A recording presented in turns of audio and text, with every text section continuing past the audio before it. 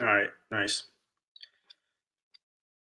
So yeah, I just wanted to come on here and talk about different stuff in boxing today.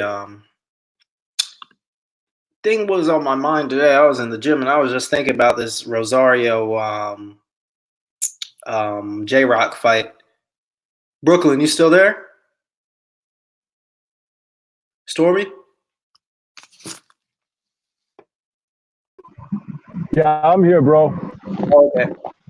What's going on with you, Tyrone? How you doing? Man, nothing much. I was just thinking about this Rosario fight, this J Rock fight, and I said when it got first made, I wasn't the most happy about it. I thought if he had took this fight, say in August, it would have been fine. But J Rock, I mean, maybe at least 8 months since his last fight, and like especially on this side, uh, I'm not big on it. I'm not big on it. I've seen Rosario fight Demonte Clark. I've seen him fight Martin Lopez. I saw him get knocked out by the problem.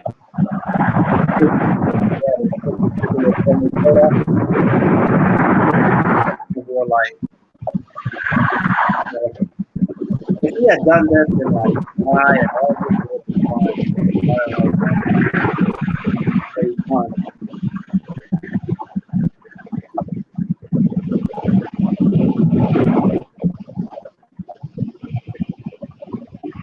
Brooklyn, you still there? I think your audio just kind of cut out. Tell Brooklyn to fall out and to come back in. Yeah, Brooklyn, just fall out and come back in because I can't hear you if you're there. Salute laws.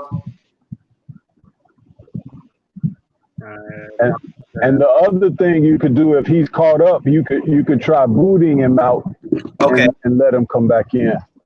All right. Oh, he's out. Yeah. All right. I'll try adding. Brooklyn, you there?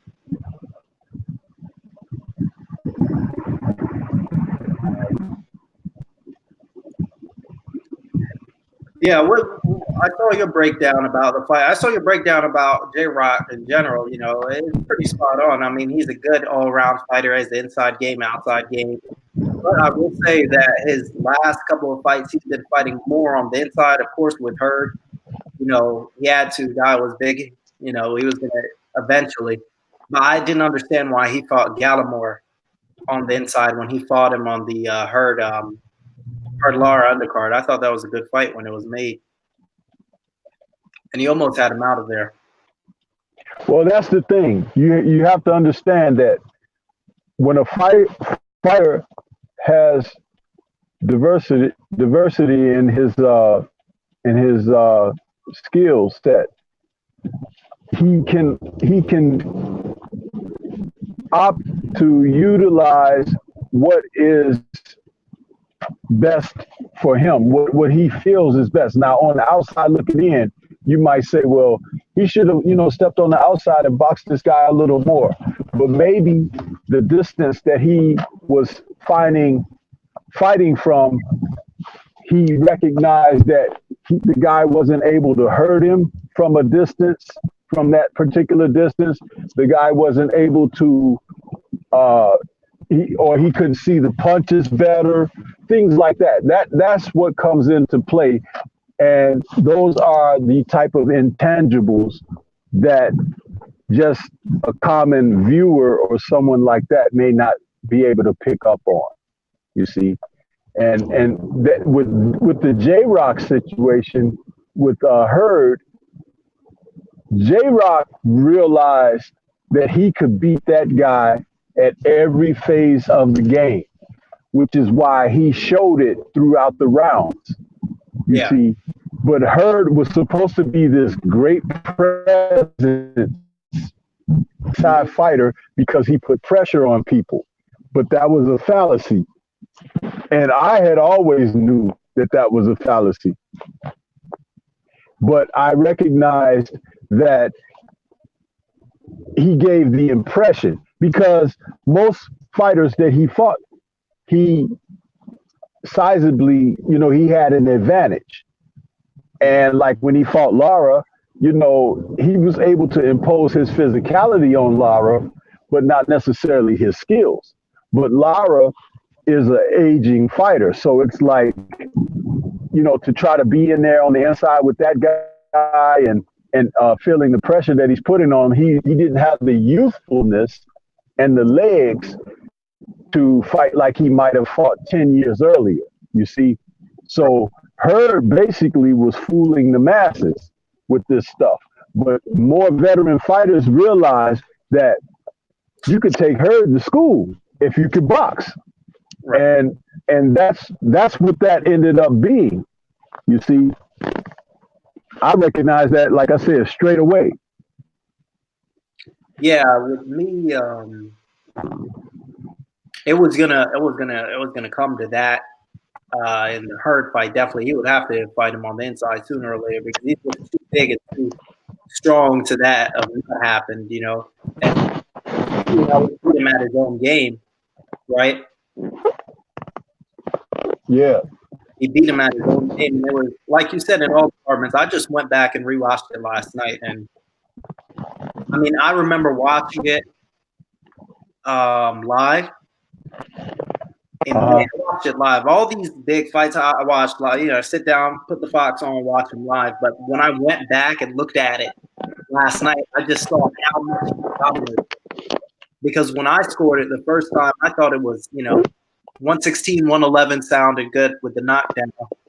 But man, I could have made a case. Now, look back at it, 9-3, maybe. Yeah. Yeah. It was really, really bad because I was watching it last night and I just saw all the totally different level he was on. Yeah. Now, what was interesting was this.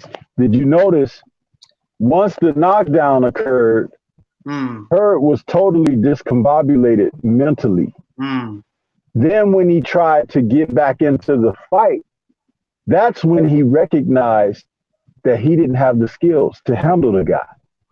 It was an interesting thing. You said you just watched it, so it should be fresh enough in your mind. I watched it again. You could see there was a transition in Hurd, and he recognized, he basically conceded, I can't beat this dude. Yeah. Now, he didn't quit, which is a great thing. That means that there's plenty to build upon with Hurd, but he did resign to the fact that he knew he couldn't beat this guy. And he didn't have the skills to box from the outside.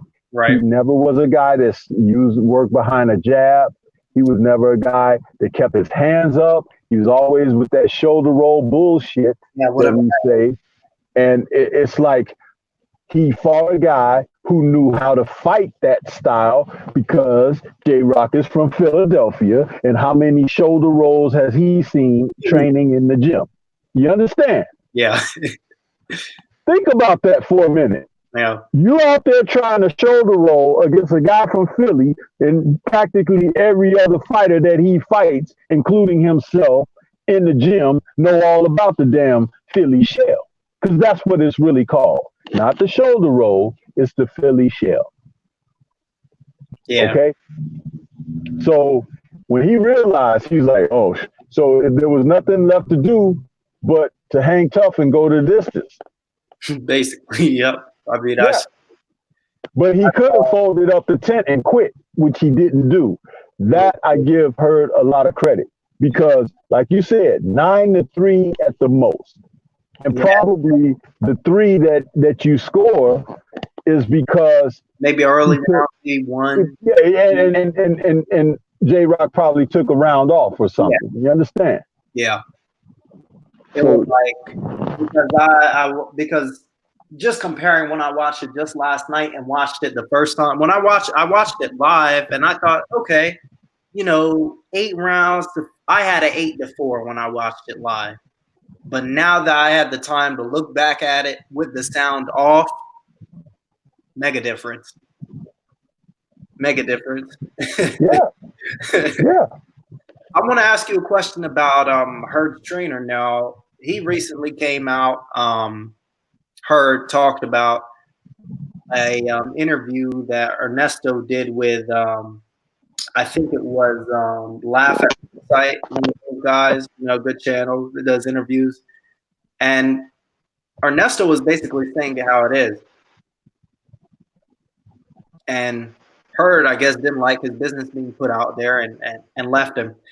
Now, granted, maybe he should have left him before because Hurd has no defense. But what do you think about that? I want to know your take on his whole trainer situation. On what situation? Hurd. With the trainer? Mm-hmm. Listen, man. Kudos to Hurd for making the change. Mm. And I'll tell you why. The fact that, yeah, he had been with that trainer, everything, but you just heard me say, and I say this in a lot of my streams, on panels, in my videos, that a lot of these trainers don't teach, bro. Yes. They don't teach. He lost that fight not because J-Rock, well, yeah, J-Rock was better. I was about to say not because J-Rock was, but J-Rock was better. But he lost that fight because he was not a complete fighter and J-Rock was.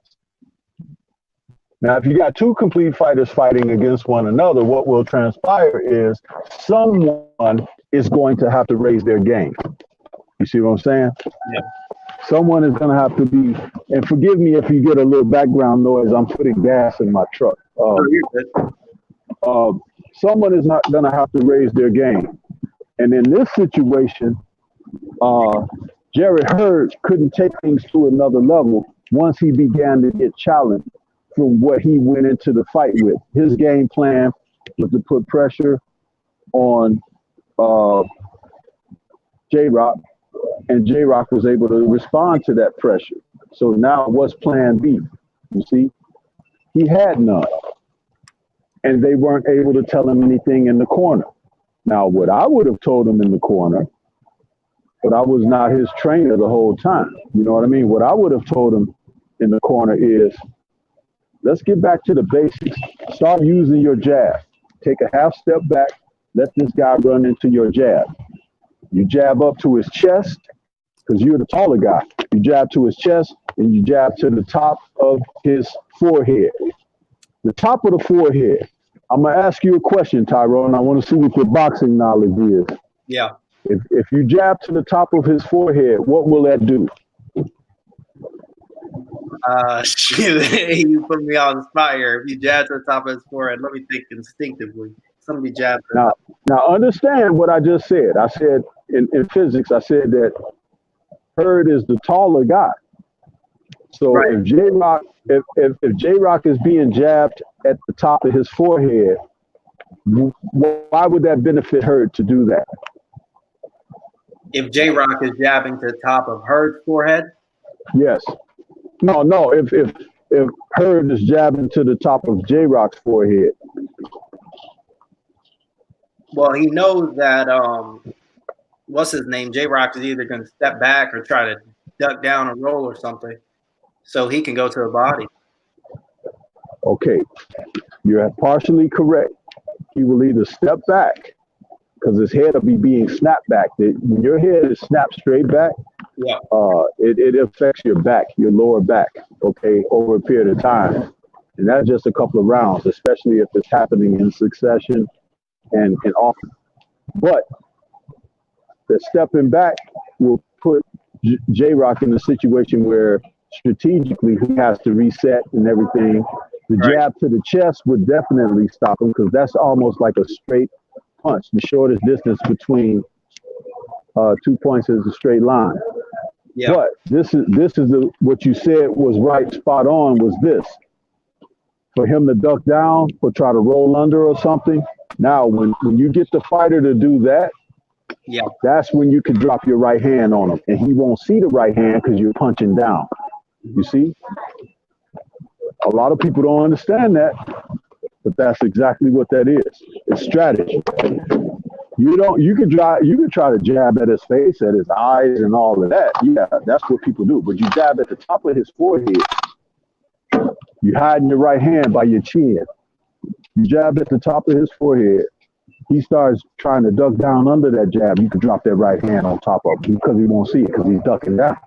You understand? Like that's how you get most of the shots behind the ear. Everybody starts complaining that, like that Monty dude. Remember the Monty guy from the Chavez undercard? He's always complaining about shots behind the head because it was going right under. Yeah, but see, that's what that would have done. Yeah. And again, the coach in the corner, where was he? He was in that corner for 12 rounds. But what solid information did he give Hurd? You know, I don't think I heard that. No, we heard the same, you know, go get him, attack him. We need this bad. We losing the fight. I mean, sort of cheerleading comment. Hurd was the champ. He didn't even have to fight. The all he had to do was run the guy into shots. Yeah. But he walked up to him like he was doing everybody else, thinking he was going to impose himself, and he exposed himself. He was getting away. That's what that fight did more than anything. It exposed that Hurd can't box. Yeah, true. He can't. So firing the trainer, going back to your original question, so firing the trainer is a wonderful thing because now he has to bring someone in who can teach him something. Right. I agree with you on that point because and going back to the drawing board, there's nothing wrong with it. Exactly. Turning down an immediate rematch was a great thing, a great decision. He should do just like Lubin did. Go back and start rebuilding himself. But by learning how to box. Now, he boxed in the amateurs, so he has to revisit what he was taught, would bring that up to the pro level and that high level where he is because he is now a former champion. So he's got to get back to the fundamentals, working behind a good stiff jab, and that is a precursor to him having success. You got a jab, you can win a fight. You don't have a jab, you have less than a chance to win a fight because a jab helps. It sets everything up, and it can be used defensively, it can be used offensively, it can be used to stop things, it can be used to push people around, steer them. There's so much you can do with that left hand being a jab. I ain't talking about a left hook. I'm talking about that jab, that yardstick. And these trainers today, they're not even teaching this. So there's a lot that he has to be brought back up to speed on, but it shouldn't take a long time because he had some success in the amateurs. He just has to be reminded of things and how to fight with his size, not the size and weight advantage, but his presence overall, utilizing what he has as an advantage. He's a tall 154 pounder. Use that yardstick. Yeah. Watch some film of Tommy Hearns because he's rangy like Tommy Hearns. Mm-hmm. And stay in shape in between fights too. Stop thinking about using size as an advantage and use skills as an advantage. Yeah. Kenneth Johnson says, talking about the jab to the forehead, you were talking about I've heard through it on J-Rock. Makes his neck sore and his chin will be exposed later on. Law says that's a great point. Shout out Lawrence Williams in the house. What's good? Salute to you, Lawrence Williams. Mike, you just got on. Do you want to say anything? I mean, only thing I can y'all hear me good? Yeah. Okay. Yeah, I hear you. The only thing I can say about that, Bad, is that I still don't understand why a lot of these fighters don't,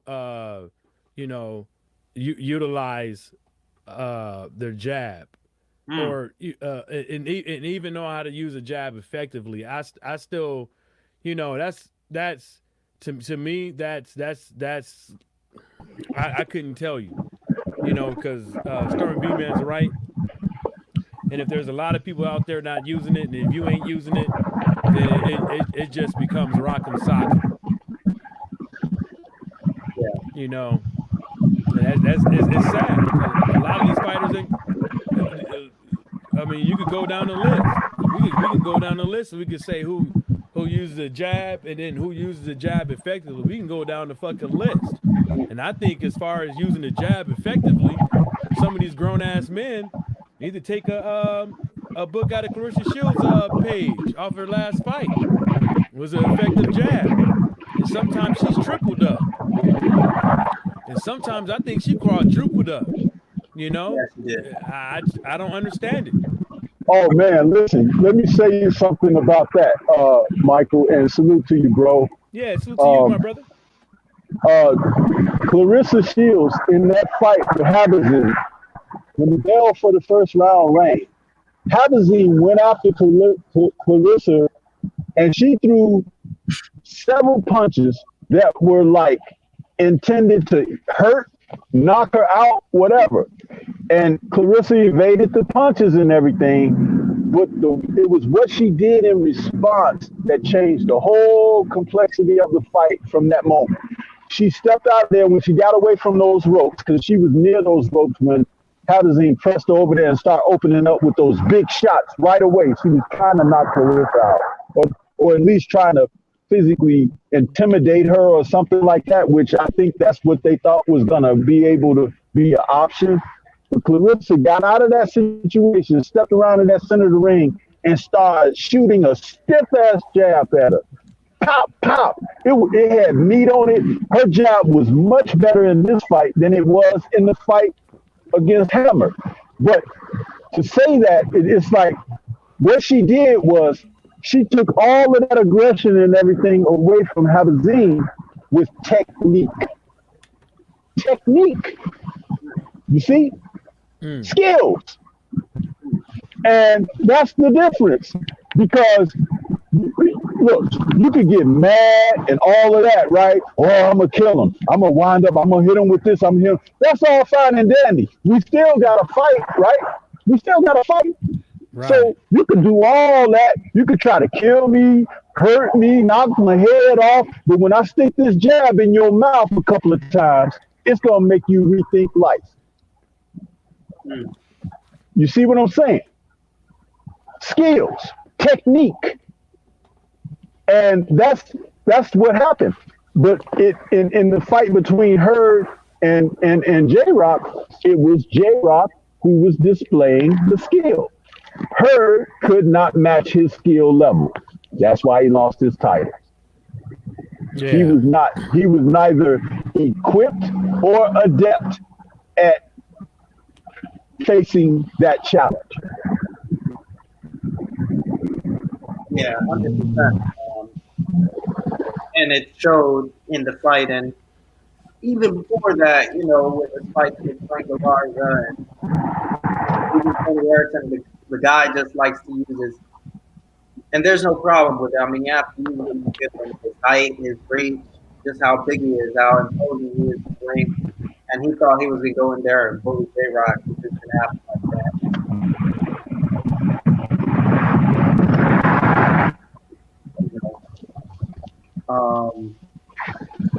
Now J-Rock's next fight, Jason Rosario, biggest fan of the fight.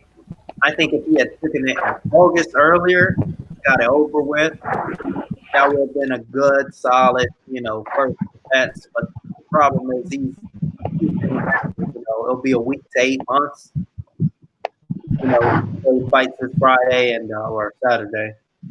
And I hope he gets past it and we get some good fights down the line. Hopefully he doesn't have any mandatories. He probably does. What do you think, Michael?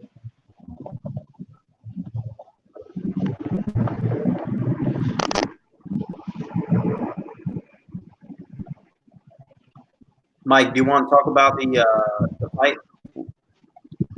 What about you, Stormy? Okay, what's your question? What do you think about this Rosario fight? Well, first of all, I'm glad to see J Rock is, getting his opportunity to shine. You know, I'm always a little bit leery about these guys with their homecomings. Remember, he beat Jerry Hurd in a homecoming. Yeah. So, and he had a long layoff. When did they fight? Back in May May or 20th. something like that? Yeah, May. Yeah. So, It'll be a week.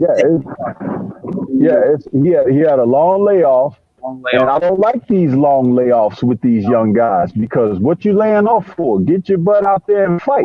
You understand? He could have fought a nobody in just a stay busy fight in between his victory over Hurd and now. And then went into this fight against this guy because this guy is going to fight him. And that hometown thing, if they were fighting anywhere else, I'd say, J Rock, hands down, take this guy out and look forward to Charlo or whatever. But because it's a homecoming event and you got a guy that you picked as an opponent who has a nice record and everything, this fight, history teaches me, could be a tough fight for him if he's not focused and he's not sharp. Remember, Evander Holyfield had a homecoming fight in Atlanta against Burt Cooper after Mike Tyson fell out with him. Yeah. And next thing you know, Burt Cooper damn near knocked Evander out. Yeah. In a tough fight, in a tough-ass fight. And Burt Cooper took some punishment in that fight that he wasn't known to take in other fights. So what kept him in there? The opportunity to become heavyweight champion of the world. And what does J Rock have on the line? A unified title. You see what I'm saying? So, yes, he should be favored. Yes, I expect him to win. But will it be easy? It shouldn't be easy because of what history says. And if that challenger's corner can make him understand the things that I just laid out. Remember, I said these trainers today are shit, man. A lot of them. And but again, if that trainer is putting the game plan together properly, telling him the things that I'm sharing with you guys in a proper manner, letting him know, hey, it's right there for the taking. We can have something interesting happen.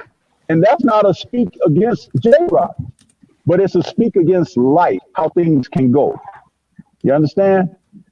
So that's what I have to say about that.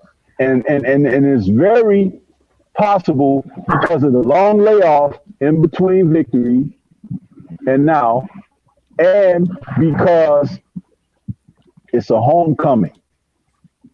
You know, in a homecoming, you're getting home cooked food. Everybody's slapping you on the back, telling you how great you are, this and that. And dude, you could go out there and be flat as hell and end up getting flattened.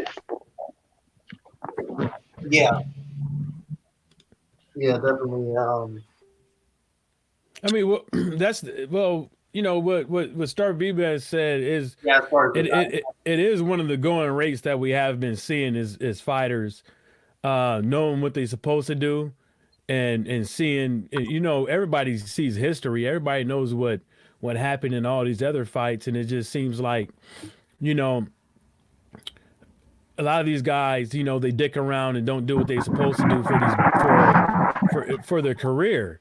You know, I think that if Julian comes in there like he's supposed to be, you know, focused and all that stuff, I think that, you know, I'm going to say I think it's going to be easy, but you know, if he's not, you know, he's going to have to put in more effort than he's going to have to put more effort than what he should have to do because of, you know, the preparation that it takes to get up in that ring. But you know, you just never know. You know, I'm just saying, you know, I think it's going to be easy, but come fight day, it might not be easy. I think that Julian's experience should overall should prevail in his ability to, you know, from what his abilities that we have seen from him in the ring.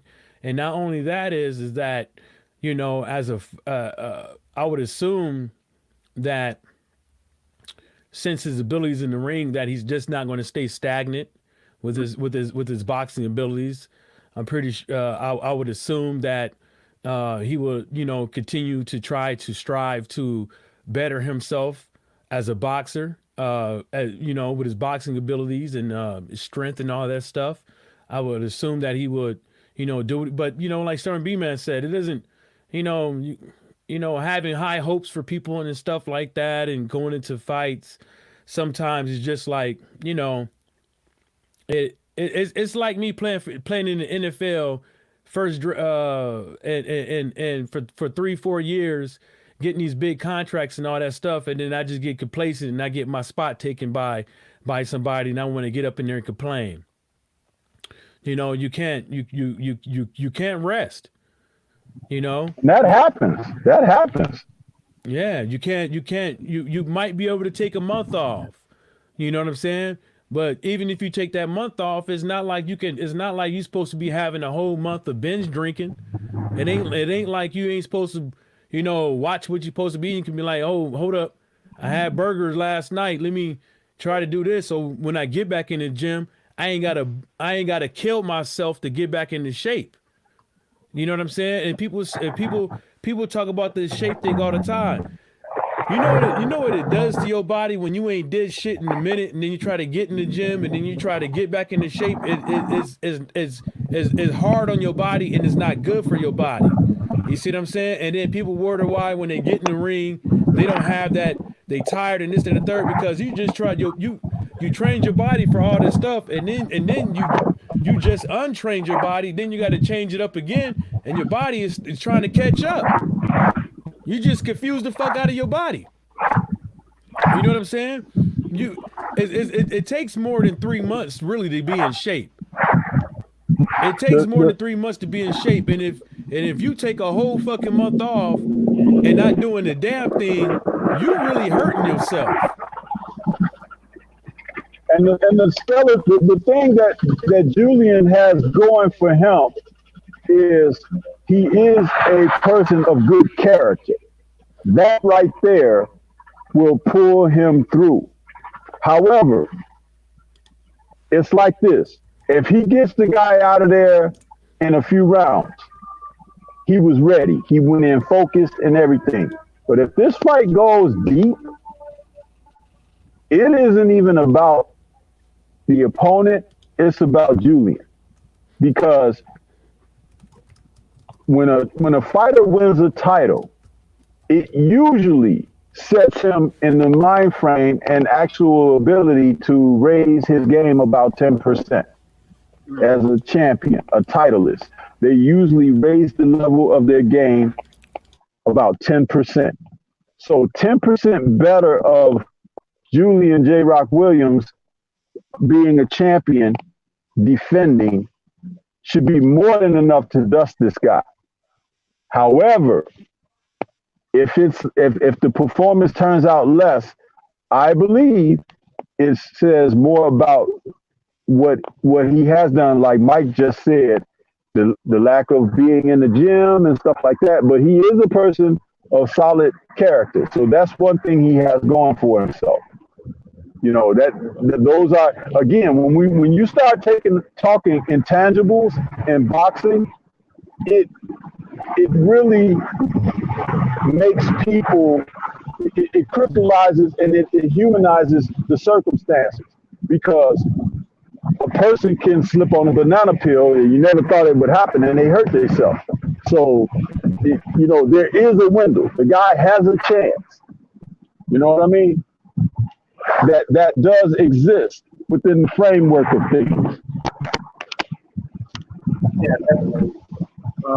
I agree with you, for me. I definitely be more active, man. I know it's hard because they're young for a week.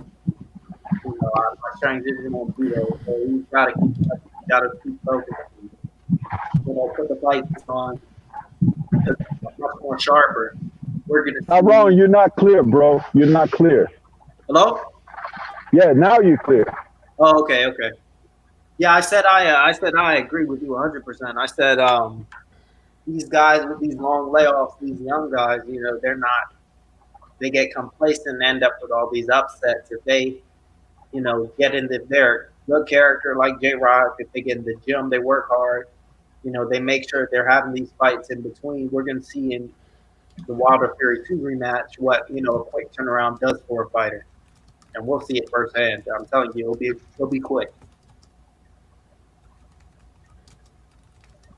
Yeah, there's something that Lawrence Williams wrote there in the chat. Could you read that, Tyrone? And salute to Lawrence Williams. Yeah, salute. Hurd slowed up J-Rock activity because Hurd was playing around with the rematch clause. When Hurd finally decided to decline, it was too late. December 14th was J-Rock. Yeah. Okay, and this is what I wanted to say to that. Mm-hmm. Because there was always a possibility of something like that for whatever reason, especially when you heard that Hurd got rid of his original trainer. They should have had another guy ready to go. Right, They should have had another guy ready to go. And maybe this was a case of being a new champion. They hadn't thought that far ahead of things. Yeah. But in the future, that's what they should allow to be a part of their thinking process, to make certain that when they're fighting someone, that even if this particular fighter, if he can't make the fight date or whatever, you want to be able to still remain active. And you might have to bring someone else in, and there might be a 2 or 3 week difference between when you take that match. Right. But you should definitely, especially being a champion, have options on the table for yourself. Remember, you can always negotiate with leverage if you're the champ. They probably looked at that situation like they were a challenger, but you whooped Hurd's ass. Either you want to fight in a rematch or you don't.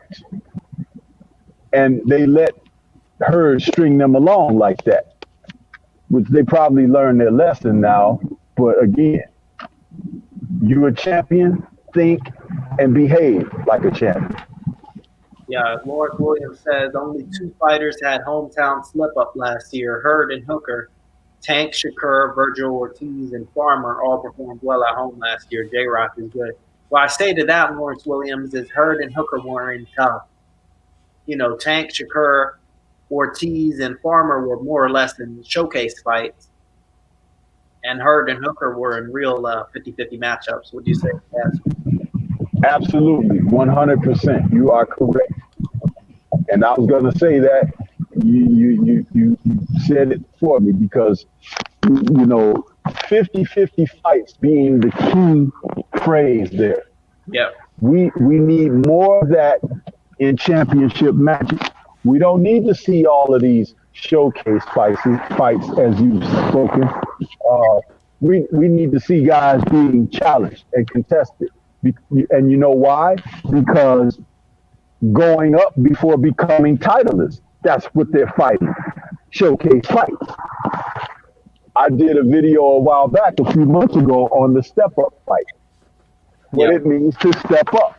And these guys, most of them who are champions today, they haven't fought any step-up fights. No. And I'll go out on a limb and say something about a fighter a lot of guys really like. Earl Spence. Earl Spence didn't have any step-up fights before he fought Kell Brook. Kell Brook was his step-up. Everybody else that he fought, he was supposed to beat. Fighting Kell Brook over in the UK, Kell Brook being a champion and, being a formidable, strong guy at the weight and everything, that was going to be Earl's real challenge. Yeah. And of course he beat him. But prior to Kell Brook, who was Earl? Chris Algieri? Get the fuck out of here. So, come on. When you think about it and you put it in its proper perspective, these guys need to fight people.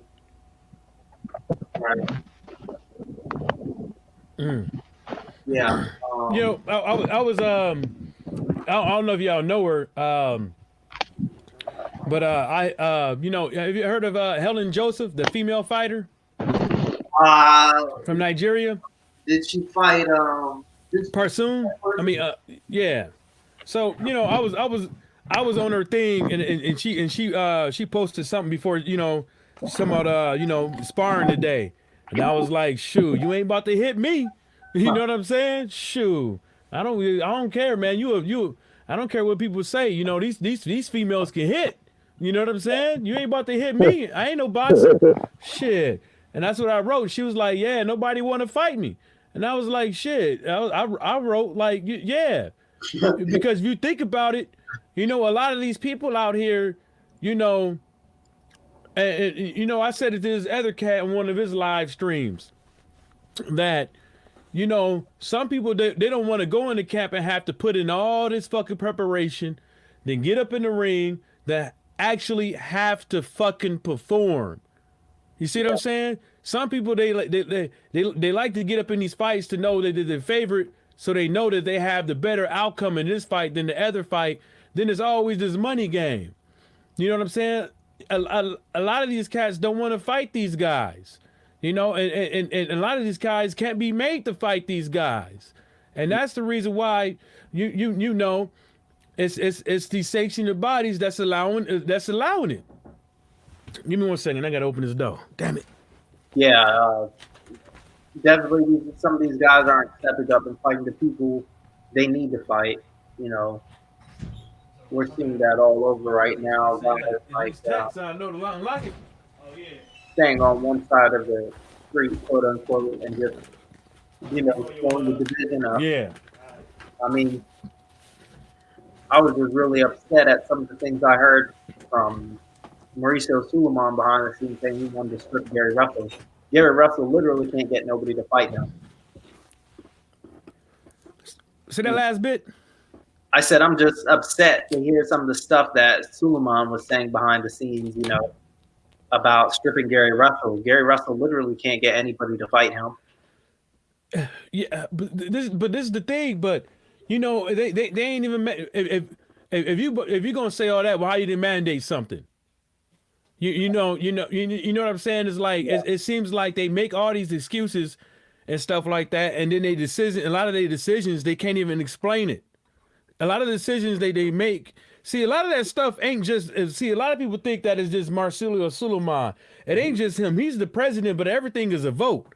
Yeah. And then, but at the same time, he the president and stuff like that. But I don't know how much juice that he got and pulled with the votes, as far as like telling motherfuckers, yeah, you will vote this and this is blah blah blah whoop whoop whoop.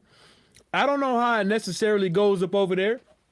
I mean, you were talking about your video today with the whole Jimenez thing, man. It just seems we know, obviously, there's a different agenda for different complected fighters. Well, you gotta put it like this. What he put out was a tactful, planned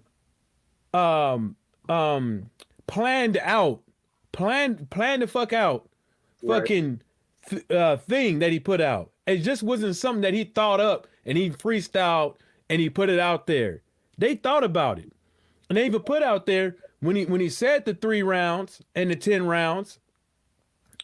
That was something that Clarissa Shields said in the same sentence on, y'all want me to fight this person, blah, blah, blah, whoop, whoop, whoop. And then the next sentence she says that. So he was saying that and talking to her without saying her name because it was all tactful and planned out. You see what I'm saying? They not going to necessarily call somebody out of their bullshit. But you see how fast that they went after Deontay Wilder because people wanted WBC to do something about him because he said he wanted to catch a body or whatever. Yeah, I like what he said there. Yeah, but the thing about it is that if I was to make a belt, and if I wanted my belt to be taken seriously, and I have a lot of people, all the hardcore fans behind me, and some of them not so really boxing fans behind me, and all these media outlets behind me, and they want me to make these fights and stuff like that, I'm going to get people.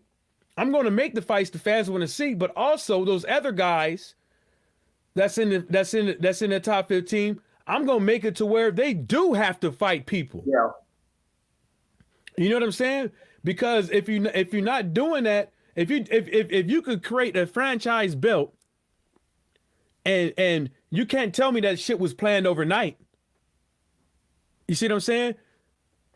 You mean to tell me you can't take a couple days out of a week, or however long it takes, to make a plan to where you can make it competitive, and not only that, make it fair to the other boxers that's trying to make it up, and not only that, most of all, make it fair to the fans' pockets.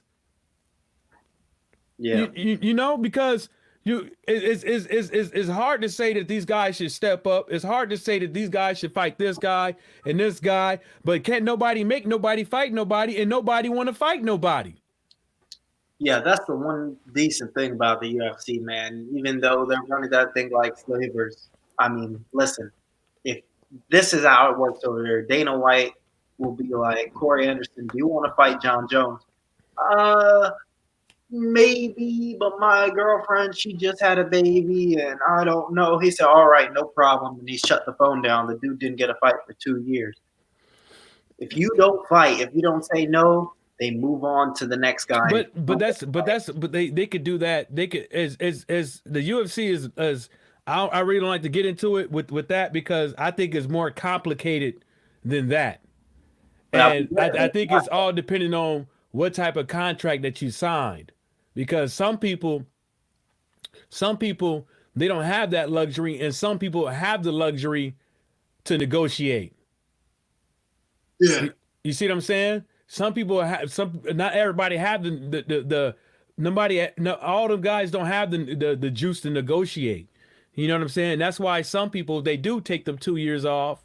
Some people take the 1 years off or whatever, you know, Nate Diaz and stuff like that, because they ain't playing no games with these suckers.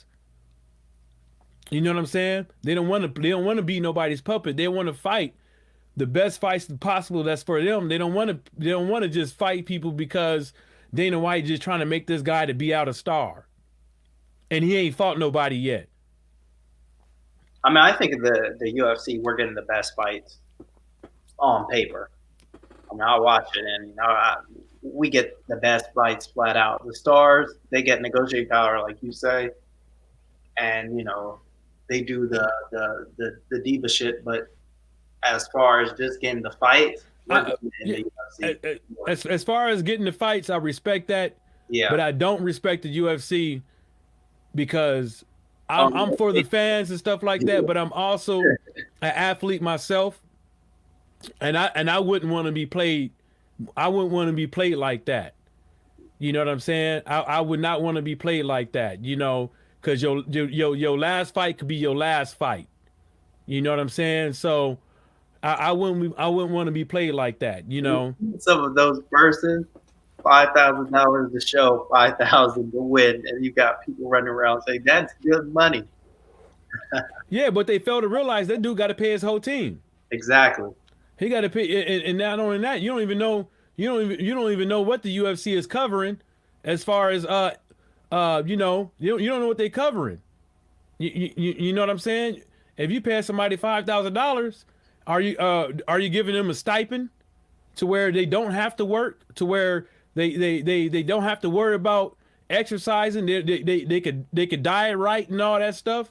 You know what I'm saying? $5,000 to show, $5,000 to win, like it's a gladiator thing. But this type of stuff happens. Like, look at Pedraza. He got $15,000 for fighting Rodriguez. And that's a fact. I got it on paper right in front of my screen. This shit happens all the time. You know what I'm saying? I'm not a fan. I'm not a fan of it. Yeah, you give up the good fight. You give the fans the fights they want to see. But I'm not a fan of people that prey on people's weakness. Yeah. Yeah. You know, I think that, you know, I put it like this, man. I said it last year, but I would say it again. I hope that, you know, as far as boxing as a whole, women and men, that, you know, it goes smoothly. I hope that women's boxing doesn't take a U-turn. you know, in 2020. I hope that men's boxing takes a turn for the good in 2020. Right. You know what I'm saying? So, you know, I hope that Tank Davis, after he get rid of if he happens to get past his next fight, I hope that he doesn't go back and fight lesser opponents. I hope Julian get a better fight this year. I hope everybody get a good fight this year. Yeah. Because there ain't no there shouldn't be no type of there ain't nothing stopping it. Like there was nothing stopping it in 2019, and there was nothing stopping it, period, ever. No. All it is stopping it is dumb shit. It's like if you want to be a star, if you want to be a pay-per-view star and all that stuff, what's the best possible way to do it? Go What's the Mayweather route. It show everybody what you are made of. Show everybody. He destroyed boxing, really. Don't talk about it.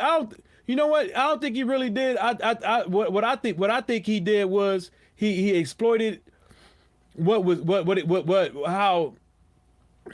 how just everything transpired. Everything fell in his lap. He was the goods. He was the goods, and everything fell in his lap. You know what I'm saying? It wasn't like he had to really. He get to be himself. The implication and all that stuff, and it just everything fell in his lap. But that doesn't work out for everybody. But the best thing you could do as an athlete, if you want the money and all that stuff, is to show the fans that you are worth the money. You are worth every bit.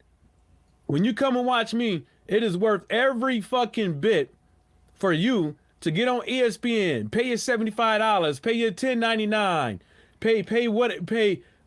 turn on your antenna, go on month to month with the zone. It behoove you as a fighter. And a lot of these guys ain't doing it.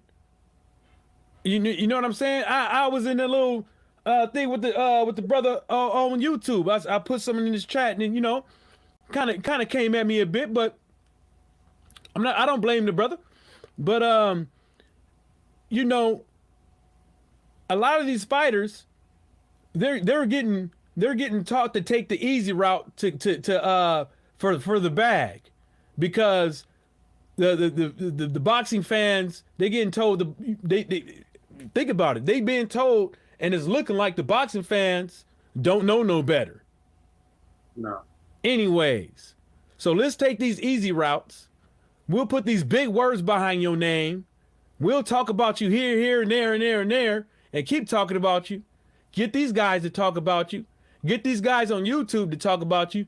Pay a couple guys on YouTubes to create all these accounts and push your fucking agenda. You know what I'm saying? You get on Instagram, you get on Twitter, you do these interviews and all that stuff, and let's take the easy route. Go meet you some rappers. Go meet you some movie stars. So you could get them to come up in here and watch you. So that could make the fans think that you're worth watching. Because Young Jock and Little Booty and Tidy Pants is going to be there.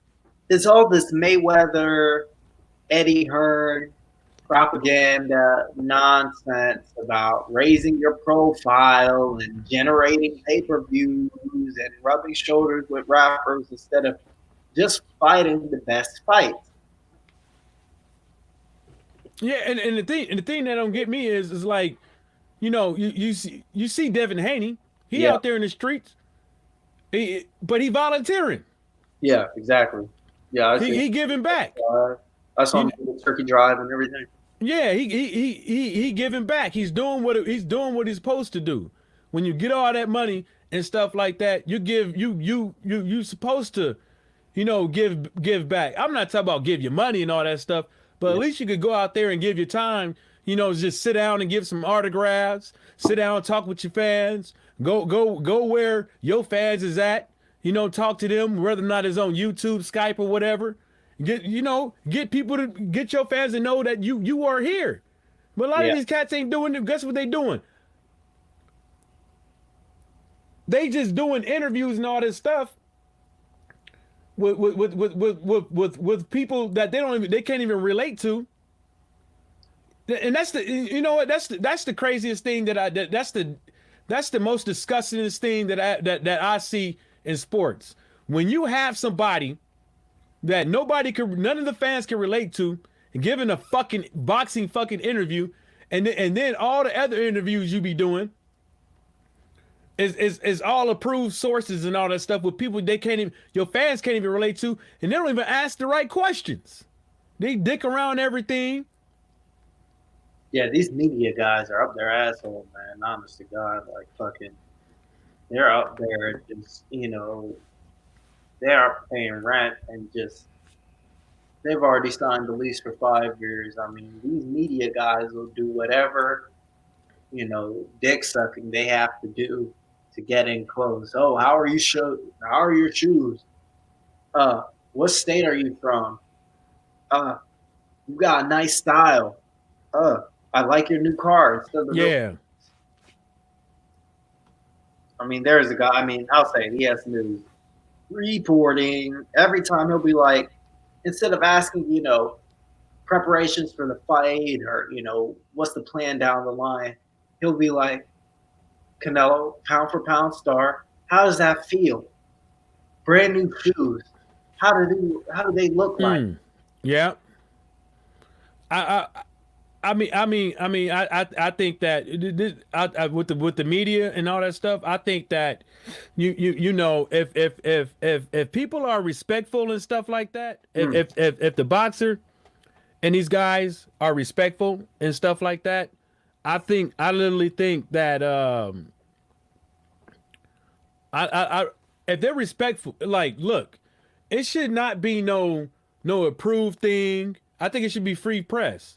It should not be if you don't want to do an interview with the guy, you just walk past him. You want to ask a question, walk past him. But it shouldn't be like you could pick it. You should be able to pick and choose and all that shit who you bring up in there. As long as they being respectful and they're not starting no mess and stuff like that, they should be as long as they could get past the proper channels and stuff like that, they should be able to get in there and report on boxing.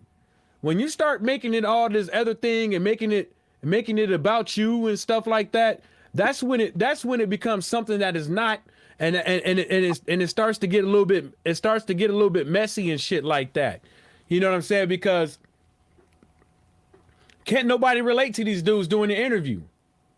Mm-hmm.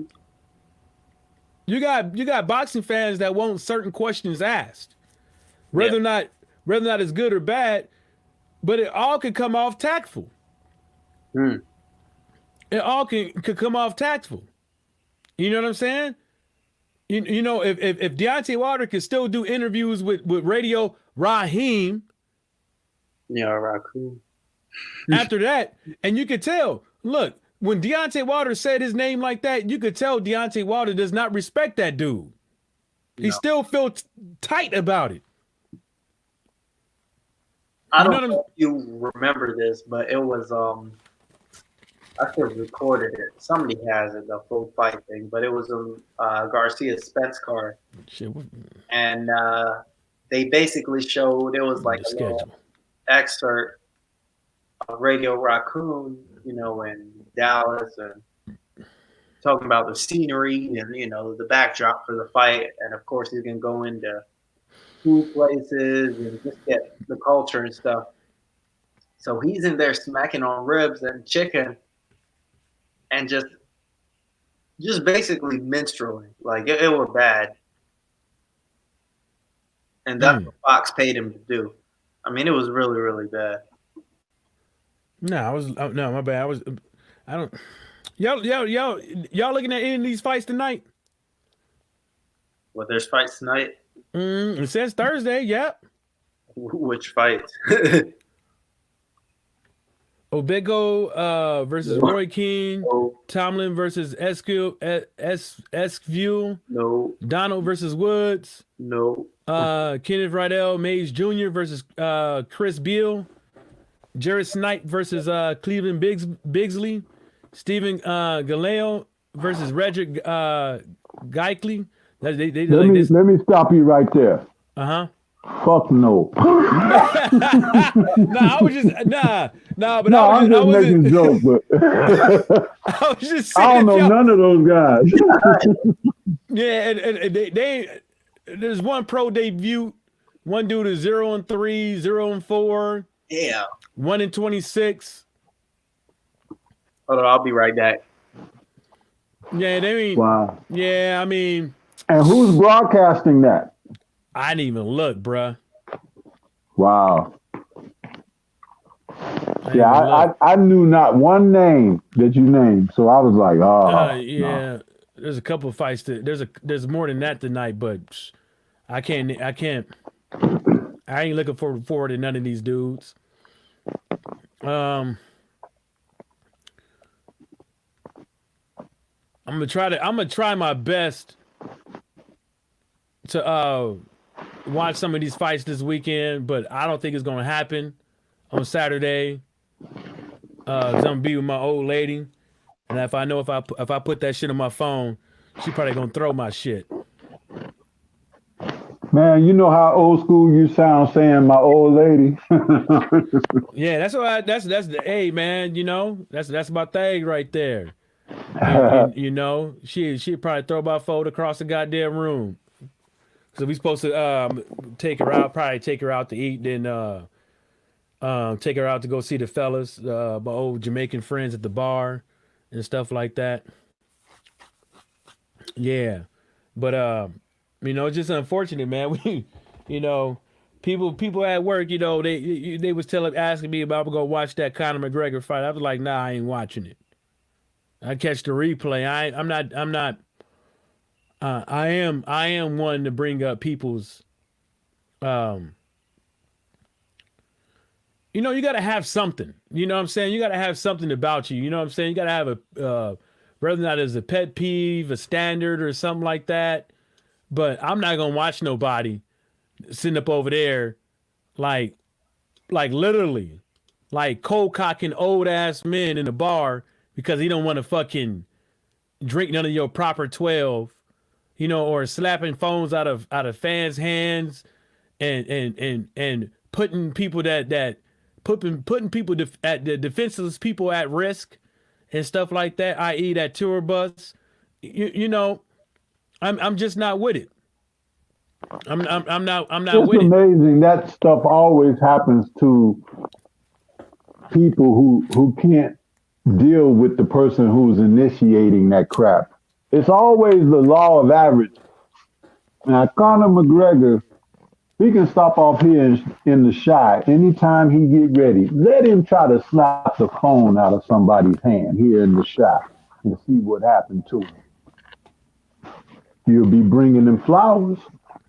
He ain't gonna do that because Exactly. That's what I'm and saying. then he with a whole bunch of hooligans, but he don't even know what a whole bunch of hooligans is.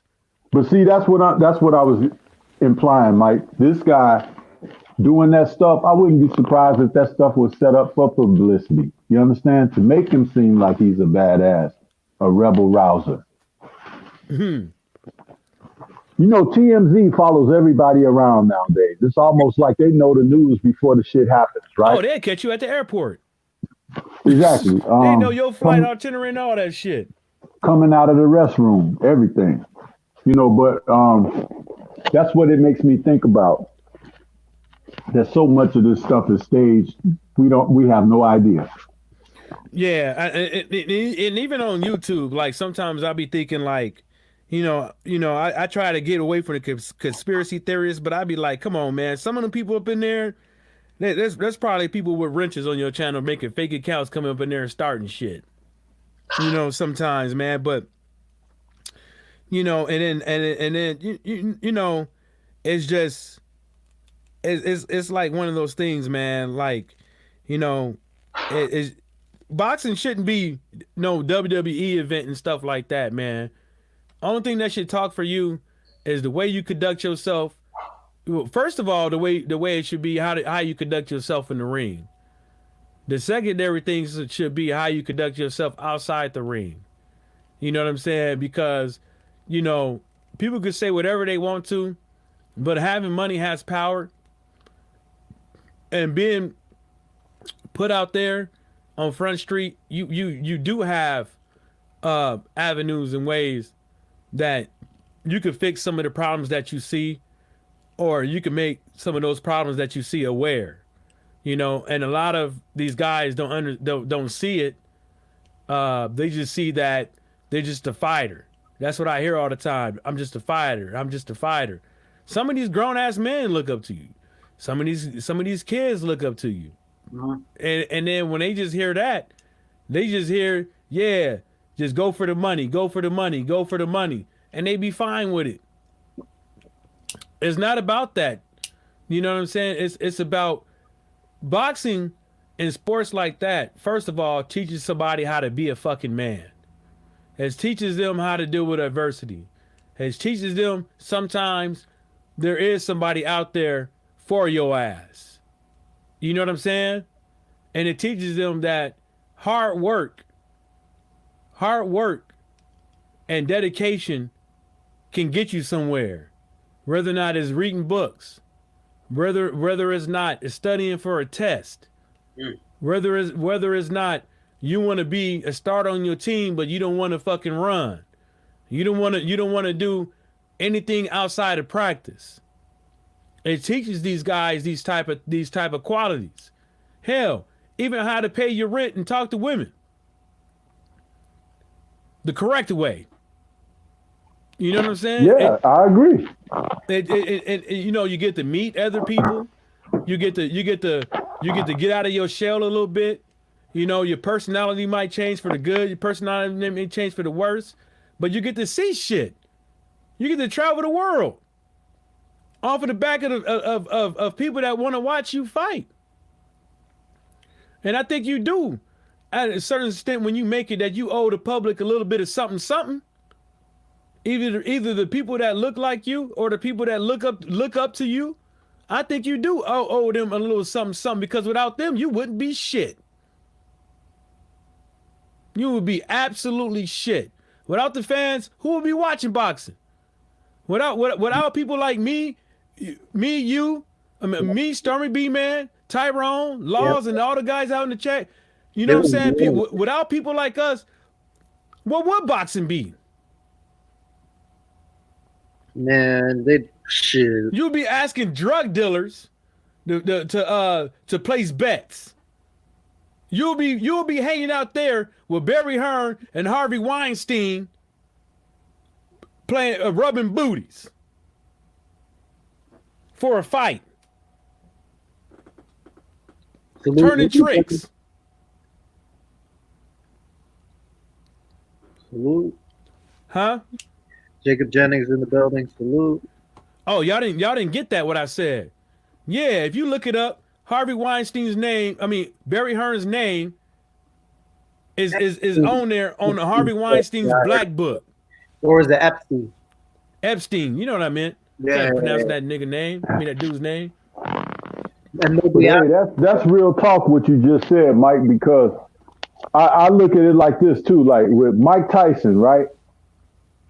When Mike Tyson bit Evander Holyfield on the ear twice, I was done with him right then and there. I was done because I was like, his fall from grace had become complete.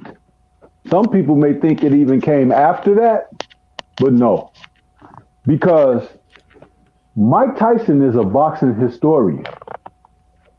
He knows more about boxing and the history of the boxing sports than we do, because he had access to the library of Cus D'Amato, Jimmy Jacobs, and Bill, I forget his name, Bill Caton. Yeah, and Stormy. And he had access to all of that information and everything. And he had it from an early age. They were showing him those films and stuff when he was 12, 13 years old. But you forgot the great library of Titianus. Nah.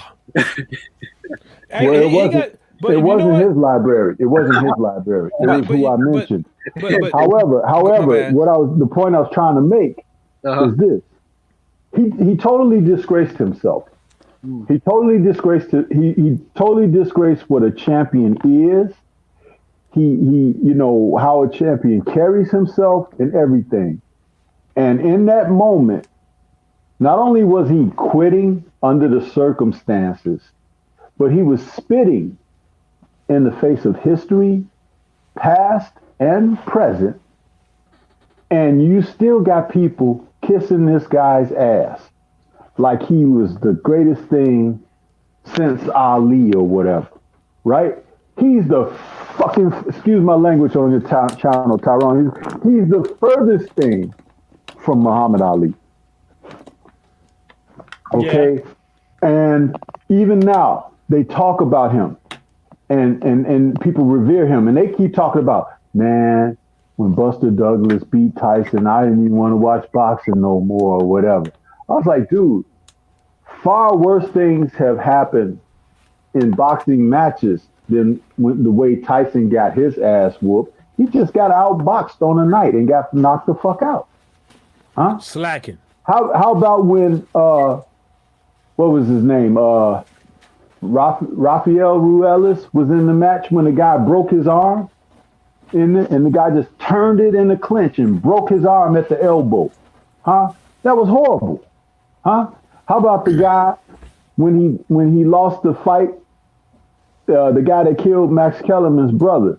And he walked over after the fight and punched the dude, sucker punched him and broke his jaw. Yeah. After the match was over and the decision was being called and everything, he just clocked the guy.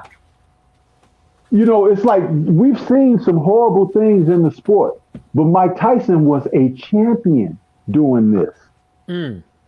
Okay?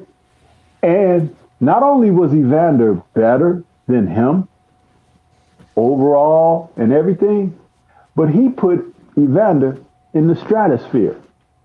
And I'll tell you how. It was how Evander conducted himself under the lights when all of that went down. Huh? Yeah, it could have turned into a melee and a free-for-all. But it was the character of Evander. You see? And it goes back to what I said earlier about J-Rock and character. Character means a lot in a sport where violence is being depicted and inflicted upon the participants. Never forget that. Never forget that. So when you make assessment of fighters, where they stand, what they're doing, this, that, and the other, always make sure you keep character in there somewhere.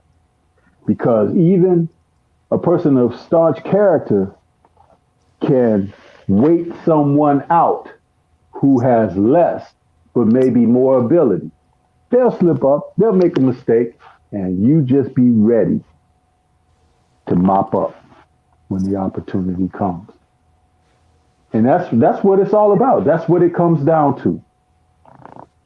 But I had to say something about that because when Mike was talking, he was right. But at the end of the day, you got all these guys out here and they're taking advantage, bloodletters and bloodsuckers. But we don't have to be the suckers because we buy the tickets, we support the apps and streams, so it's like we have more power than we realize. But we have to open up our eyes to see exactly what's being offered.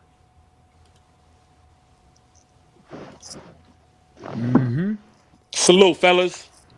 Salute, bro. Salute, Brooklyn. What's going on with you, bro? Oh, chilling, man. In the house. Without a doubt. You know what I mean? Yes, sir. Yeah, man. I was like, as soon as Tyrone hopped on the street, like we went on the stream, I had to take a phone call, man. Yeah. You good, bro. What was y'all discussing?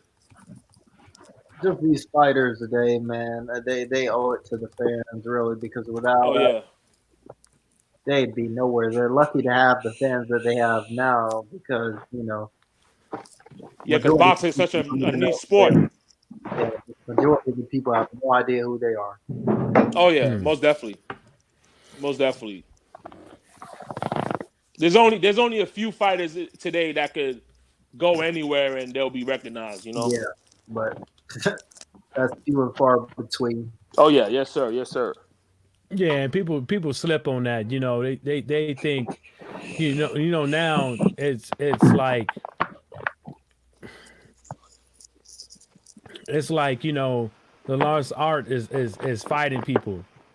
You know what I'm saying? It's like it is. It's a lost art. Fighting people. It's a lost art. Lost art. It's a lost art, yeah, man. Lost art. It's like now it's let me get these social media accounts up.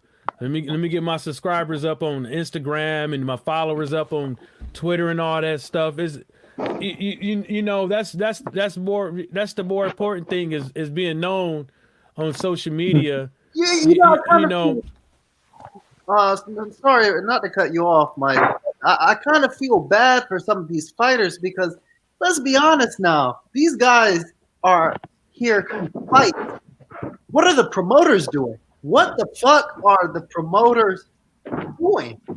They're not. Great segue, Mike. I mean, Tyrone, because I had a question I was going to throw out there for discussion. What do you guys think about the information really recently released in an interview that the victim of Sergey Kovalev gave? Yeah. Let's cook on that. Let's cook on that. Well, yeah. I'll cook on it. So I pulled up the court documents that disseminated through the LDBC. Yeah, you did. And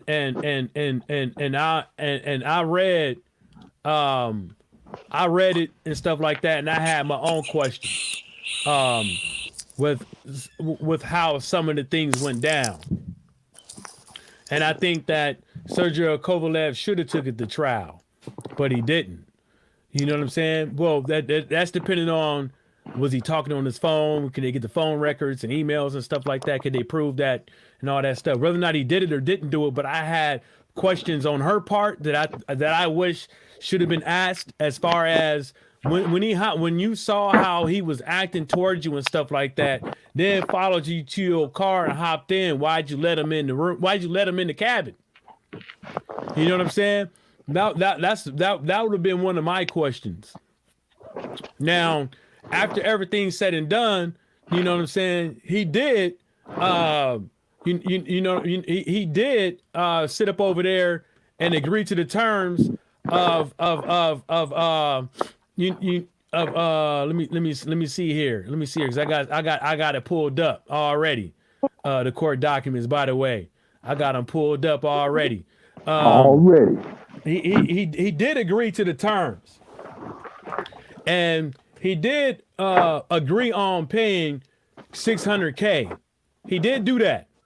He did default on it and stuff like that. And so now that since he defaulted on that stuff, it makes me believe that, put it like this, Sergio Kovalev, as far as him, it's a couple things. If Top Rank ain't paying and he wants to get out of the contract and stuff like that, go the legal route, get kicked out of the country, fight over there in the UK and stuff like that, and owe money to this woman and never have to pay her again because, good luck coming to get me and finding me and dragging me back up over there. Another thing would be is, since you are with Top Rank or whatever, how majority of your fights is going to happen, I would assume, in the United States. You know what I'm saying? Or can the courts take that, garnish his wages and stuff like that, which garnishing somebody's wages ain't as easy as what people think it is. It's not. But obviously she has a lawyer and stuff like that. They want that money. Say again? It is when you black. Yeah. You ain't lying about that one. My bad. You got no problem taking it from us. Yeah, you ain't lying. And I listened to some of it, but I didn't have to listen to all of it because I just felt that the clear line of it all. You agreed to paying $600K or whatever. You made one payment and then you didn't pay no more and stuff like that.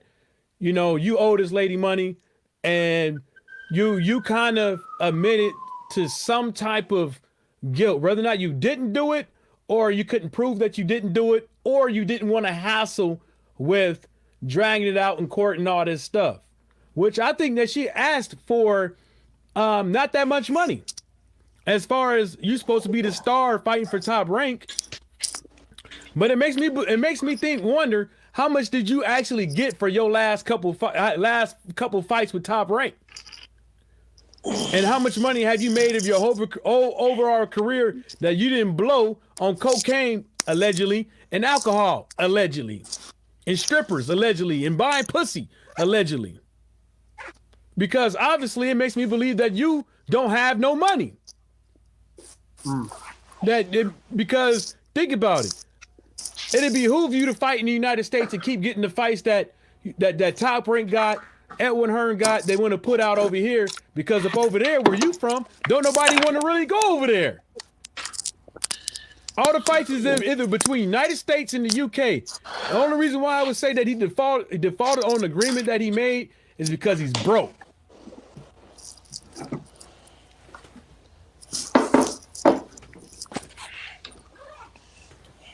That's all I gotta say. But he gonna get somebody again. He gonna get some poor old defenseless woman again. It's gonna happen again. And I don't know if he got to deal with that lady that he grabbed her booty on the airplane. I don't know about that one, but I for sure I got the court documents right here. I got them right here. When was this one filed? This one was filed on the 2nd of this month. This other one was filed in January, February, March, April of 2019. I got the documents right here in front of me. Damn, y'all, don't do nothing fucked up, because Michael be having papers on motherfuckers, Jack. Oh, I got papers.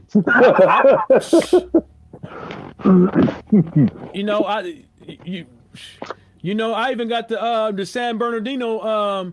San Bernardino, actually, that one is it costs to look at the documents, but to look at how everything to look at the I'll show you on the screen if you want to screen share it real quick, Tyrone. I'll show you. This is how it look. So you can go on there. This is San Bernardino. You can go on there and you can kind of look how everything is going down. You can pull up the little PDFs or whatever they got on the side. You know, they try to fight for a dismissal right here. When the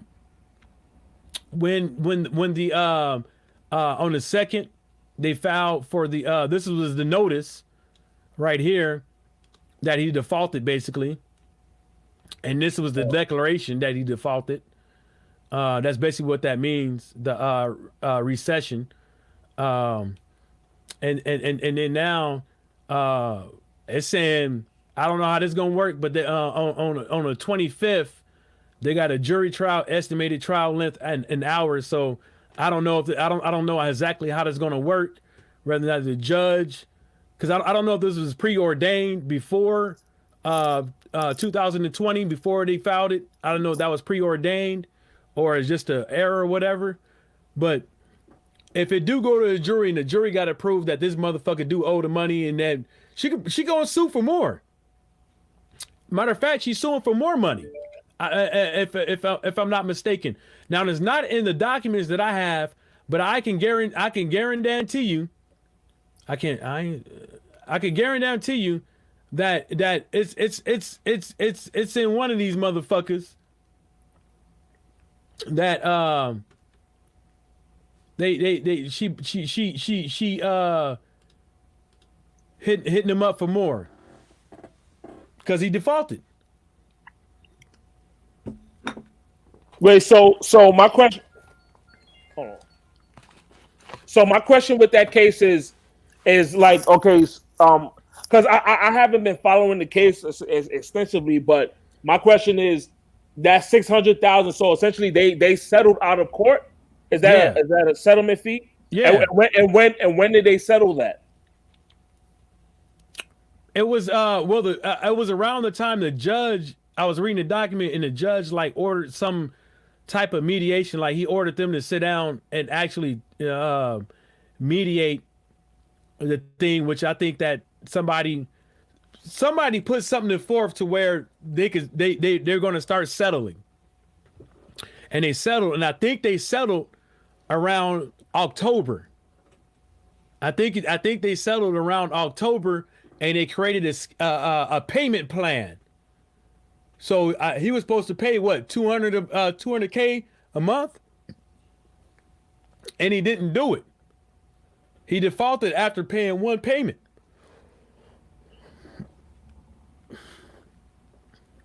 No, because the reason why I'm asking when is because the interview with Barbershop was literally on Sunday, and now it turns out that there's a settlement fee. So because from what the lady was saying, what Jamie was saying, it seems like this shit's not over. Yeah, it's not over because he defaulted. Mm. And then you see what I got highlighted right there. It says jury trial, estimated trial length in hours. Wow. Man, fuck Kovalev, man. Fuck that dude, man. Throw that motherfucker under the jail, man. You know what I'm saying? And see, I'm not gonna lie, like listening to that interview, it made me appreciate the LDBC more because there's no coverage. Right? There's nothing. This is a serious case because other guys who are accused of something, there's videos all over the place. You know what I'm saying? Look at Spence. You know what I mean? He didn't even commit a crime. Honestly, he didn't put. I mean, and he's all over social media. This situation happened and there's no coverage. But then you want to say people are racist? Not only was there no coverage, but between the time it happened, he was been able to fight a couple of times. Yeah. And make money. Well, they even brought up that she even brought up that, and one of these things they brought up that he had a scheduled fight. And so I'm pretty sure when they was going over through all that stuff, he probably only been paid X amount of dollars, right? And then he has all these how would you call it, liabilities, right? And then so I'm pretty sure they mediated on the thing of that. Hey, you're gonna get paid X from this fight, and then you're gonna give us $200,000 a month. And then you get another fight, and you so on and so on. But I don't even know if you have another fight scheduled. Matter of fact, I don't even think they might even now he defaulted. He might not even be able to fight without giving them none of that money. He can risk an entire fight purse if somebody could take the points and all that stuff from a book from OJ. What makes you think a judge can't take away your fight fucking purse and have Top Rank give it all to her?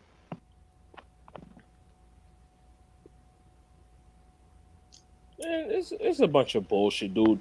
It's like motherfucking Tank Davis got locked up. I mean, there was some clips of him getting arrested. People videos all over the place. You know what I'm saying? Every time one of us do something, videos all over the place.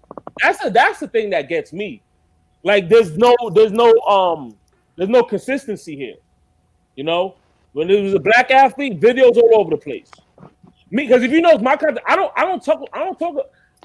will never do a video talking about, like, especially a black fighter. And he does, and he has a situation with the law. I ain't doing no video on it. I'm not giving it no coverage, man. It is what it is.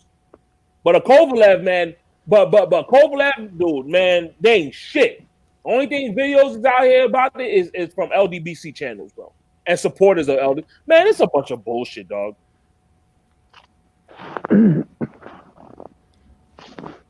Fuck that dude. Okay, let's go to another topic because I brought that one up. I'm sorry. No, he's cool. I had to piece y'all up with them dots. Mike got them papers. He got the papers. Yeah, man. Yeah, I'll pull your rap shit Hey, up. did y'all talk about that situation of Franchon Cruz potentially fighting some man? Yeah, we did, but go ahead, man. That's insane to me, man. You know what I'm saying? It's like, I remember when I saw that quote unquote lady, I had to do a double take. I'm like, wait, hold the fuck up. Dude, that's a girl? That's a woman? I'm with you, Brooklyn. Look here. I missed the fight because I was watching the other network fights the night that went down. So when the fight was over, you know, I had switched back and it was over. But I heard everybody talking about the fight. I saw a brief highlight clip when the broadcast was going off. You know how they show action from the fight as they run in the credit. Yeah. But I sat down 2 nights ago and watched the whole fight. So I got a chance to see the wig incident and everything, what everybody was laughing about. Now, post-fight, when that person came up to the mic to interview, I looked at that person. I have a hard time thinking that that's a woman. I'm sorry. I've been on this earth a long time, and I've seen some ugly women. That's a fucking man. I believe I'm not gonna lie. Yeah, I think they pulling something on the masses. Because they do freaky shit like this. They'll stick something and then nobody will know. And then when we'll just make it controversial. That's a fucking man. There's nothing about that person that says woman. Nothing. Nothing. I say, I put it like this. You know, I made a video about it, you know, and stuff like that, and I kind of alluded to giving the motherfucker the benefit of the doubt, but I'm like this, you know, a couple of women have been bringing up testosterone use exemptions and boxing, and one of them was in female boxing, one of them was Amanda Serrano. You know, and people need to, you know, take heed of that because some of these women, I think Black was absolutely right with what he said today, with that. Even if she was not, even if she is a man, God damn it, even if she is a woman, you still have to take account for the lifestyle that she lives and how she portrays herself and how she walks. Has she ever taken testosterone to make herself look more masculine? Sure. And am I Black? Some people take meldonium pills. Has she ever done that? Because that will explain a lot of things. You know what I'm saying? When it comes to how you talk, your muscle, you build, how much muscle mass you got, and all that type of stuff, that's going to explain some type of things. Because some people, some women, you can't just grow a dingling, but they go through the regimen of taking all this shit to be masculine, and I think she done that. You know, to fight in heavier weight classes, to move down, you know, and stuff like that. And then you can't have testosterone use exemptions. So the real thing should be is, hey, WBC, which we all know you can't answer this question or whatever not, but the fighter can.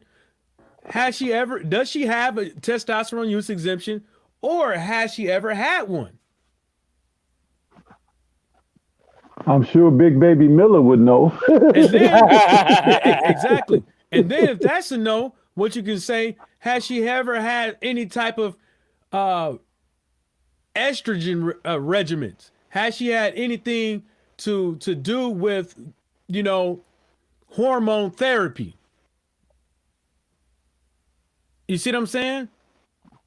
Because you know it doesn't happen all the time, but it happens sometimes that women is just built like that, masculine and stuff like that. But it don't happen all the time, and you don't have no amateur record.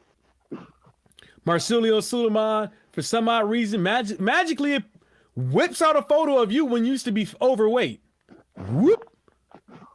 And then he says the same thing that motherfuckers defend gay dudes with. Well, he got kids. And I mean, nigga ain't gay. You know what I'm saying? That means we don't know how that kid came in her life, but all I'm saying, I'm giving the benefit of the doubt because I still have some questions. I mean, even bringing up the kid stuff is bullshit because it's like they could be adopted. You don't know, man. The fuck. Like, but regardless to it, and I saw your video on that, and it's so true. Like, Mauricio Suleiman, he comes out in defense of the lady or whatever. But you got fighters that represent the WBC that gets bombarded with racial epithets all the fucking time. They get bombarded with insults all the time. Look at what Deontay Wilder's go through on a. Could you imagine what his DM looks like? You know what I'm saying? Like, motherfuckers on YouTube will say some racist shit. You don't think they go on this man DM and say some bullshit in a faceless account? You know what I'm saying? All the videos that come out on a regular basis on this man berating this dude. You know what I'm saying? The only question, but the questions that motherfucker are asking, they're fair questions. You know what I mean? You look like a man, lady. Do you have a dick? Do you have a cock, sir? You know what I'm saying? Fuck out of here, dude. This is a legitimate question. Are you taking testosterone? You know what I'm saying? Like, these are legitimate questions because you look off. Wow. You look off, lady, man, whatever you are. And this is no disrespect, because like, if a person decides, okay, they want to change their, I mean, even though it's really impossible, like that's bullshit. But do you want to appear to be something else? Okay, that's your business. But you can't be a man transition to a woman, but then competing in women's sports, bro. That's bullshit. I remember, wasn't there a situation I forgot what sport it was, in wrestling or something, where some young man or whatever, he decided he wanted to be a woman or whatever, but then he wants to compete in women's wrestling and shit like that. Whooping ass. That's not fair. You can't do that, bro. You have an unfair advantage, and you should not be able to compete with women. I don't give a fuck what anybody says. What Me Too, what all these groups or whatever. I'll say that shit to their goddamn face. You know what I'm saying? Fuck out of here. That's not cool. That's not right. You was born a man. You was born a man, sir. And then you decide to change yourself and then you want to appear to be a woman, but you want to perform in women's activities. No, dude. That's not cool. It's not fair. No. Fuck out of here. Gotta wear a cup. There needs to be an investigation going on. That's what needs to happen. A serious investigation needs to be going on, because I swear to God, bro. I when I saw the face off, or like they were both in the stage pre-fight, and I saw Franchise Cruz, and I saw the lady, the person he was fighting, I had to double take. I'm like, what the fuck? That's a girl? This was going through my mind, like in my head, like that's a woman? No way. That looks like a man, dude. That's what I said in my head. Man, this fucking society is crazy, dude. I just put it like, that's the reason why, I had a couple things to say in my video. There was this track runner from South Africa. Y'all probably remember this, that they came out and said that she biologically a man, but she ain't got no penis. You know what I'm saying? And you got the sport saying that. You got people going out. You had people. You had the Olympic Commission coming out there telling this woman's HIPAA to the whole world that she has too much testosterone in her system naturally, and we're gonna label her as a man. And they gave her two options: surgery or some pills. You know what what psychologically what that does to somebody when there's a difference between somebody having doubts on what you is as fans, between you have the people that control whether or not you can compete, tell your business, and then not only that, tell the whole world that you a man when you're not a man, and then tell you what you have to do to compete, but then you still want to sit up over there and let men compete against women. What kind of shit is that? And then what you fail to realize is this one thing. No matter how you twist it, when you start fucking with people's bodies with the hormones therapy and all that shit, you can fuck them up later on down the line, because the shit that they will be taking will be artificial to their body.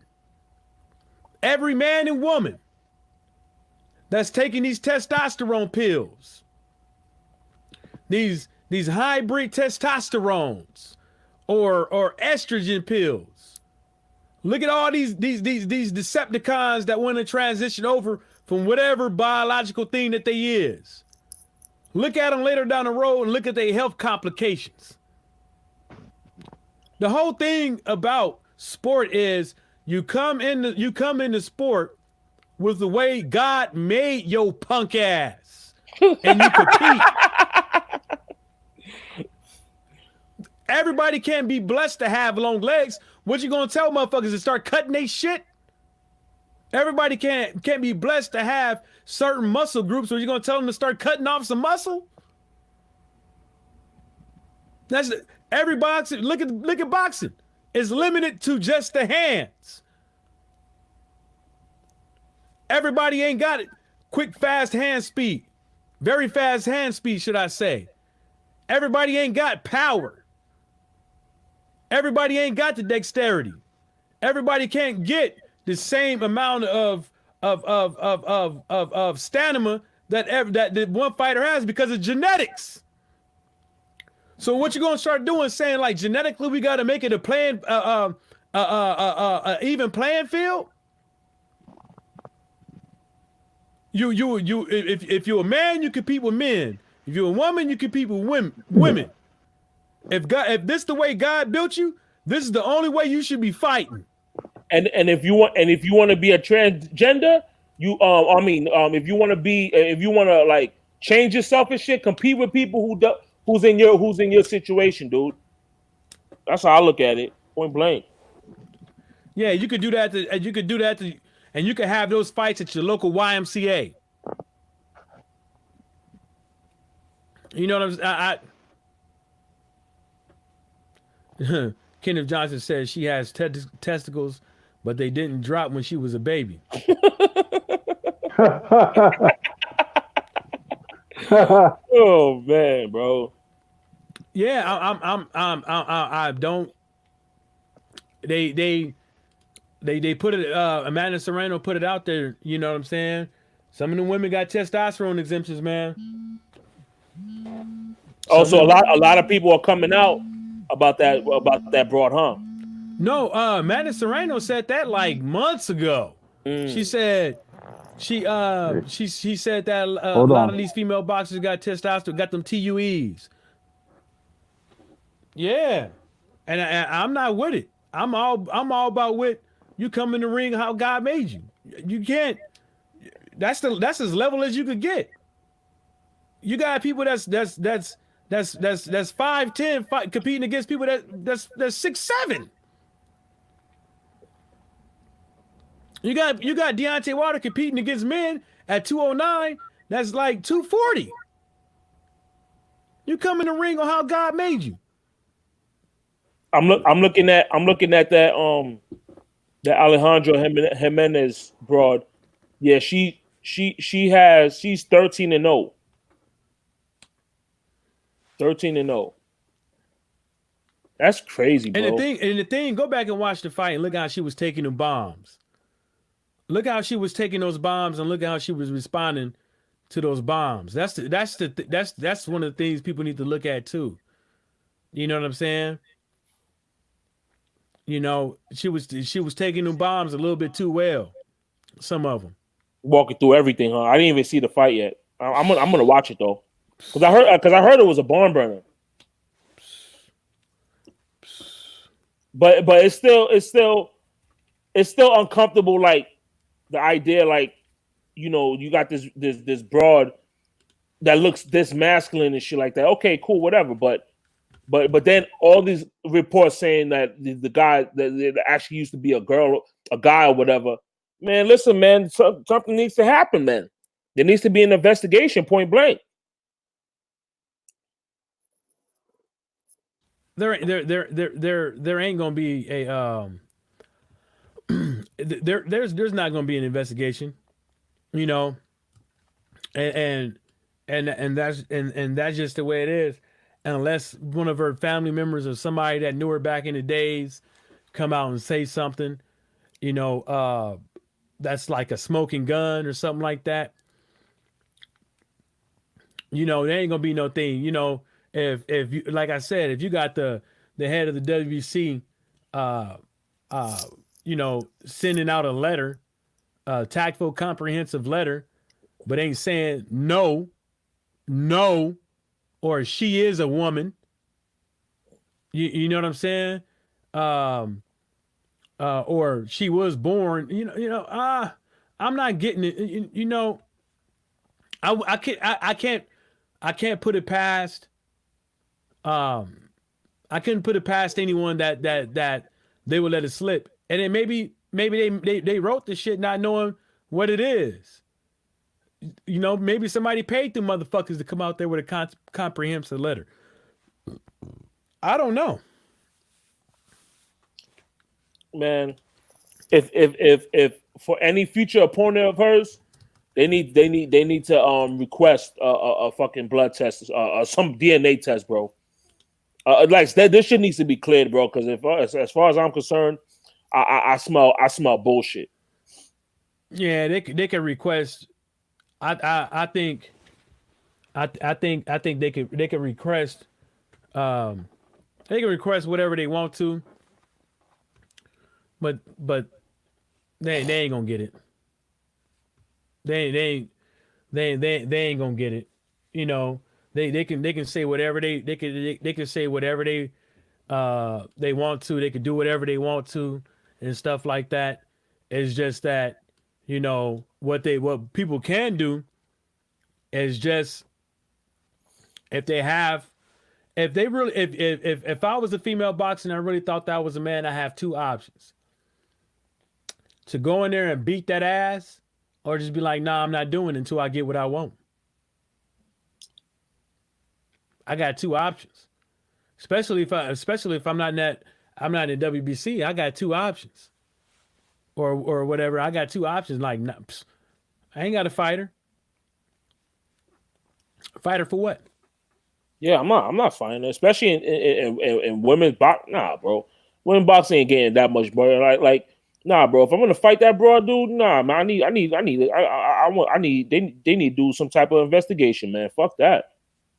You know what I mean? Like, if I'm a trainer, if any girl that's gonna fight her in the future, whoever's the training staff, if they really care about their fighter, you would request that shit. I'm not putting my fighter in against her. Fuck that. Until I know, till there's proof. You know what I'm saying? Fuck out of here. Yeah, I don't blame you.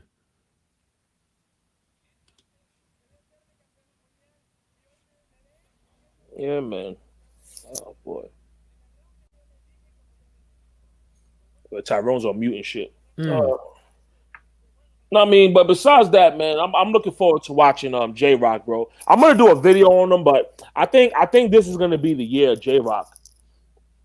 I see J Rock Williams potentially being fighter of the year Right. because hopefully he gets by this next dude, this Rosario cat. Oh, and I'm sure he will. He get by him, but then after that, I see J Rock beating Charlo. Like every time I think about that fight, Mm. I see J Rock winning that fight. I see J Rock do. I mean, I see J Rock giving him some issues. You know what I'm saying? Mm. And then if he and then if that after that he'll potentially be a 3 division. He'll have 3 belts. He could fight 3 times this year. Like assuming he gets by. Well, I would imagine there'll be some type of rematch clause or something like that. J Rock and because I heard that shit is penciled in already. Mm. That's the rumors. Like people were saying that shit's penciled in. I see this being a big year for J Rock, bro. Because that's a man.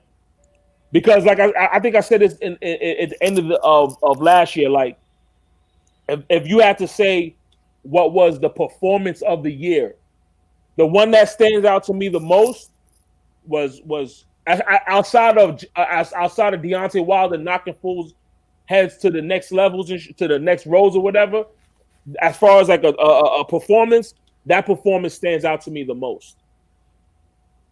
That what J Rock did to Hurd. That shit was crazy, man. Yeah, Stormy and Tyrone's was talking about that earlier. Well, as far as that being like the Well, no, they was talking about the fight. The fight between who? The one you just talking about. J Rock and Hurd? Yeah. Oh, okay.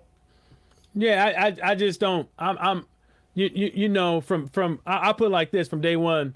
This Alejandra Jimenez, they've been trying to put her on from day one from her first fight. You know what I'm saying? And it is what it is. I think that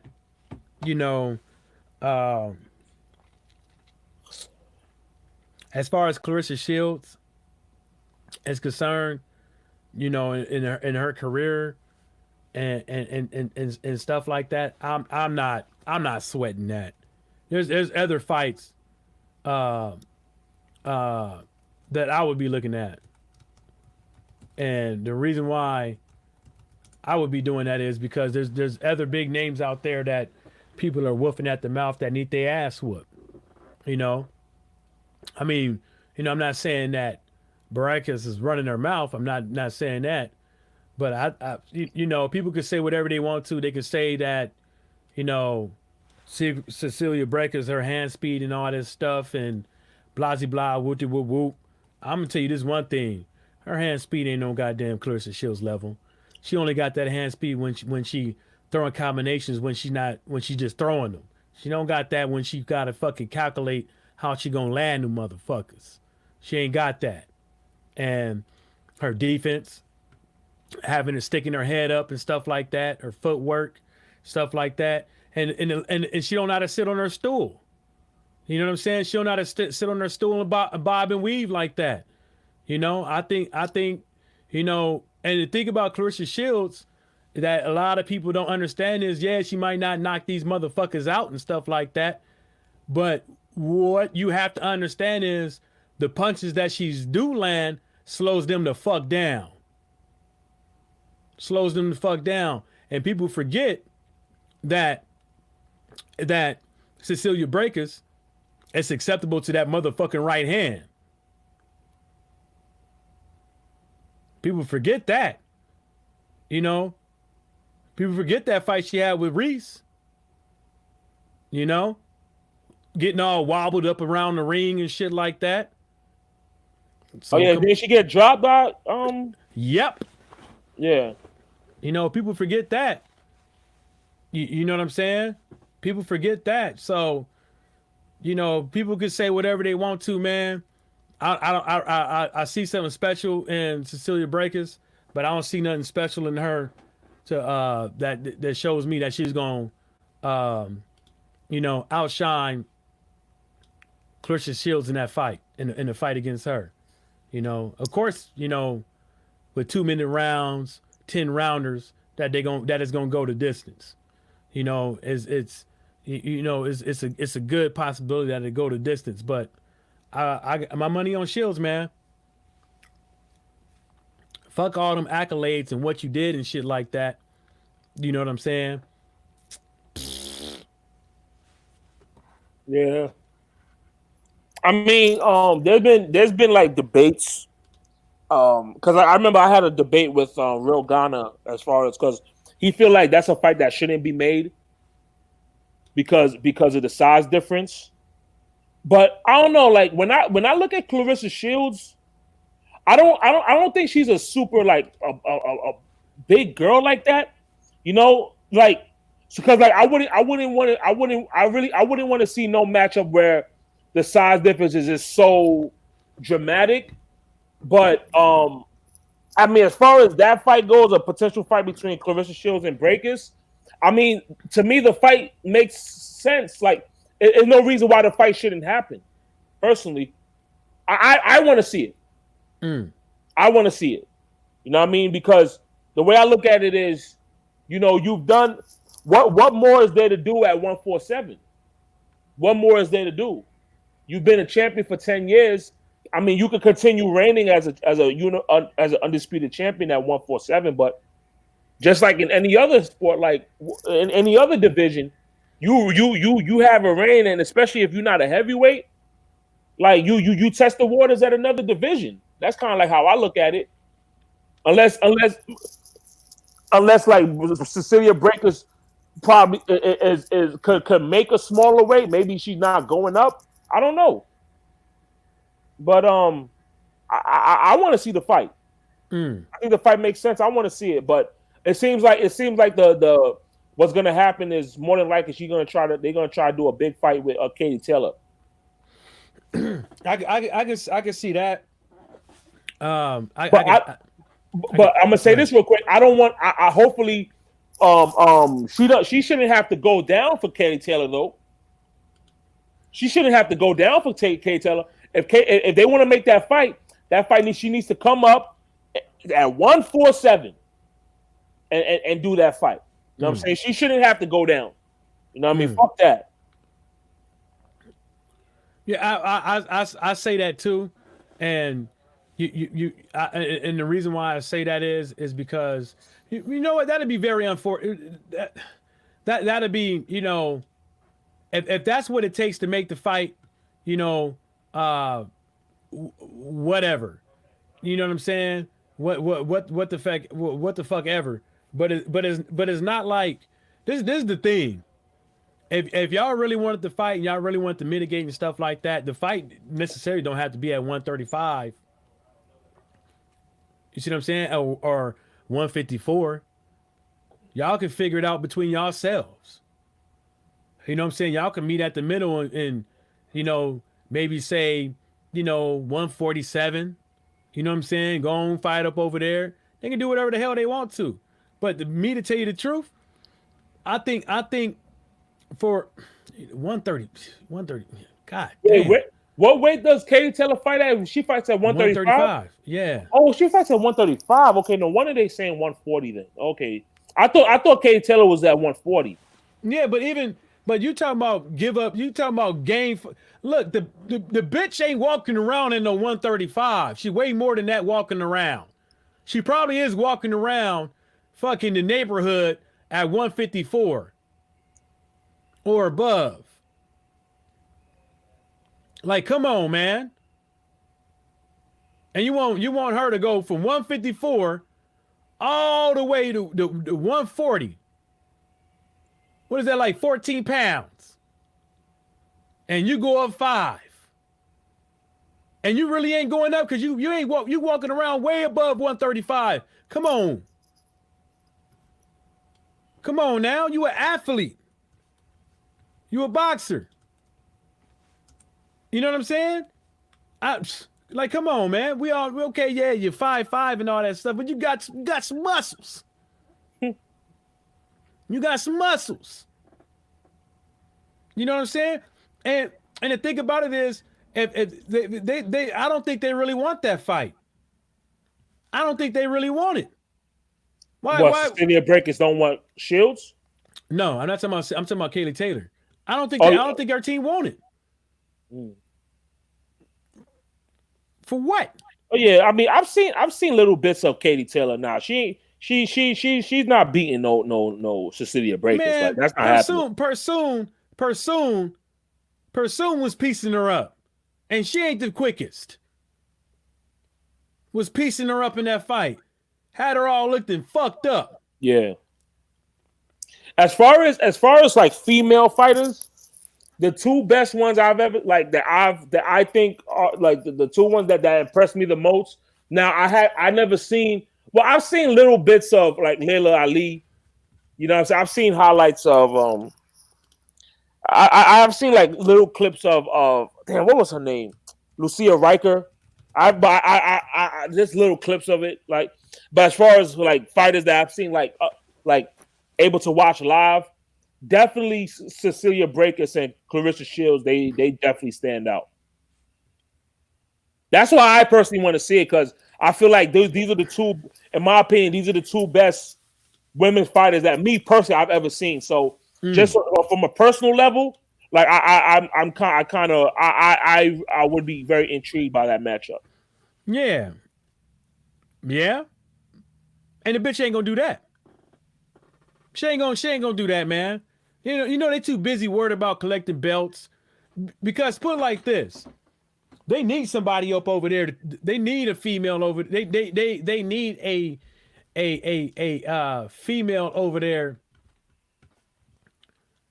You know, as far as with boxing and stuff like that over there, they need a female like that over there, and they trying to boost her. They trying to boost her up. They still doing it. You know what I'm saying? They still doing it. You ain't fault none of these women that when you look at boxing, that you can say, damn.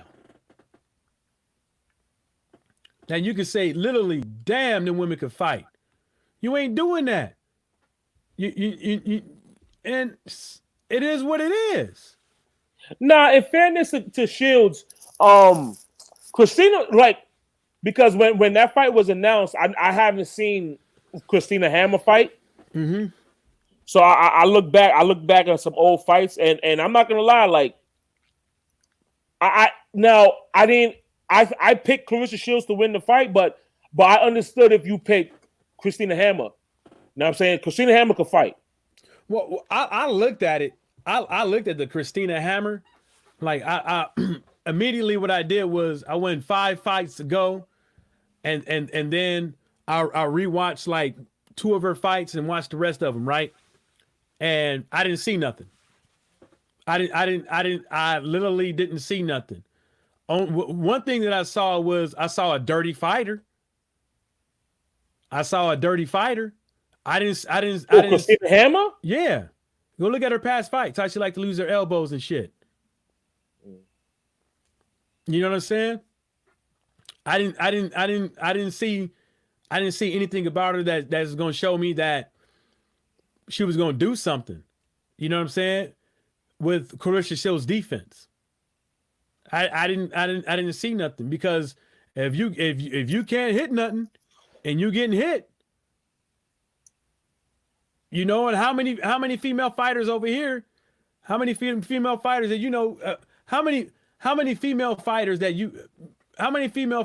male fighters that you know can literally sit on their stool in front of their opponent and go offensively and defensively? Ain't a lot of them. Mm-hmm. Ain't a lot of them, and that takes a shit ton of training, technique, And some of that shit is just, is just God gifted talent. Yeah. It's just God gifted talent. But even when I watched the Hannah Grabios fight, man, I told folks, man, that Clarissa Shields won, man. That wasn't no damn split decision.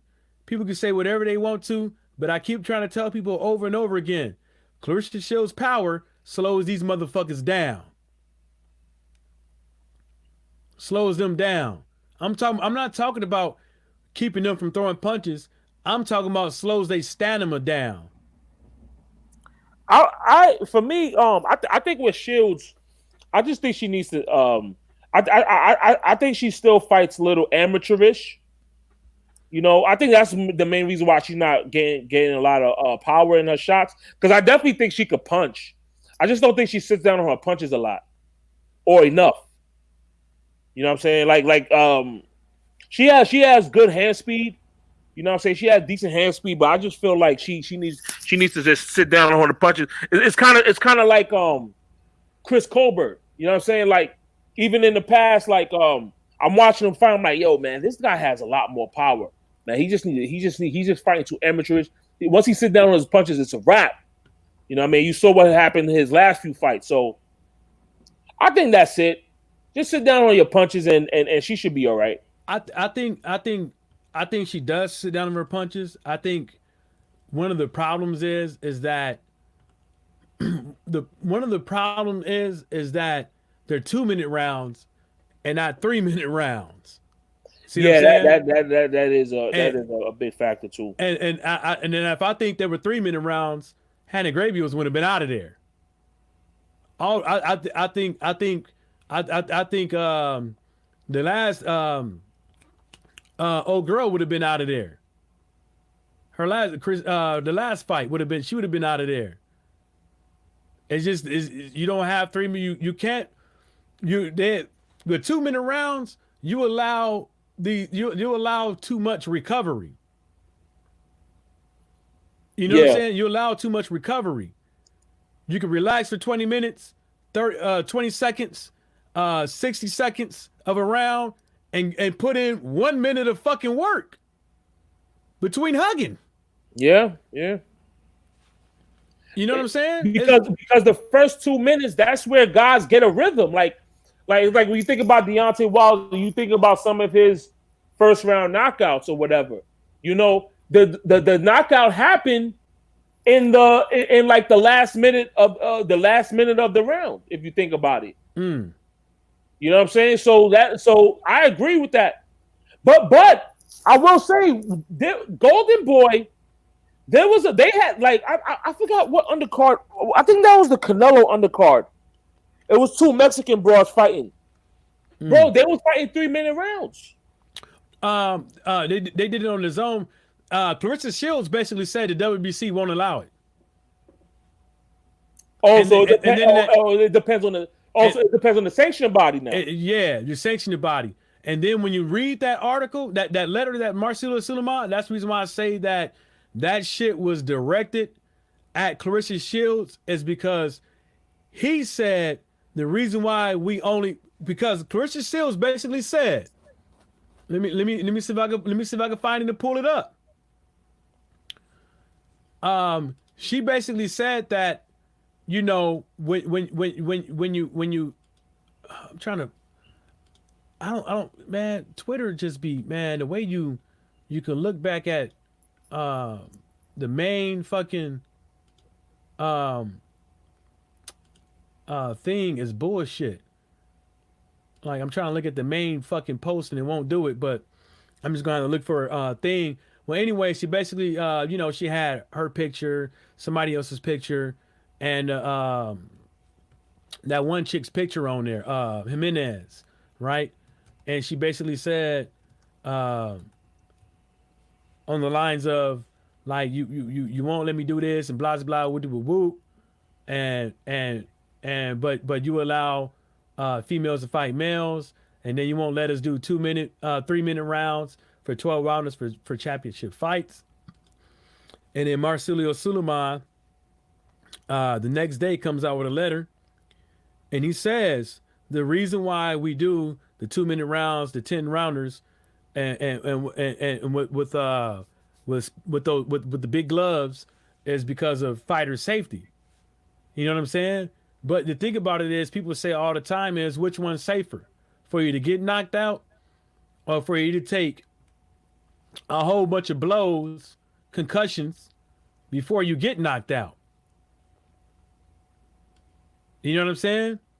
Which one's safer, for you to stop a fight, or for you to sit up over there and allow somebody to get concussive blows over and over and over and over again before you stop the fight? Which one's safer? Yeah. Damn, I think Clarissa Shields took that motherfucker down. I think she took that hoe down. Mm-hmm. I think she took it down. Let me see. Yeah, because she ain't got nothing that says round on her Twitter. So I think she took it down. I think maybe I believe they should be fine. No, a fight that I think about, it was that Serrano, Amanda Serrano versus damn, what's her name? What's that broad name? That white girl name?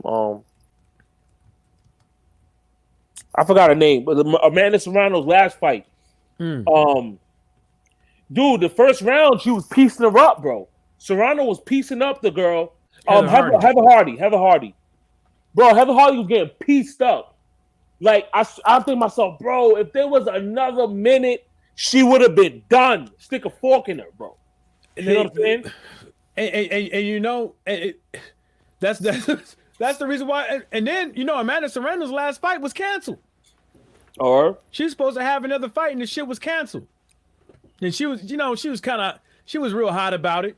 And I'm not mad at her for being hot about it, but she's supposed to have a fight coming up, but it was canceled. Amanda Serrano's another one that stands out to me. I think she's a damn good fighter. About her. She's a damn good fighter. Yeah. You know, and then I watched that Persoon versus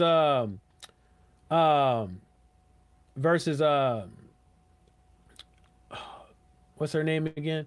Dang on, Helen Joseph fight, and I'm like, man, that was not no fucking unanimous decision, man, for Persoon. I'm sorry, these motherfuckers. I didn't even see that fight with Persoon and Katie Taylor. No, and Helen Joseph, the chick from Nigeria.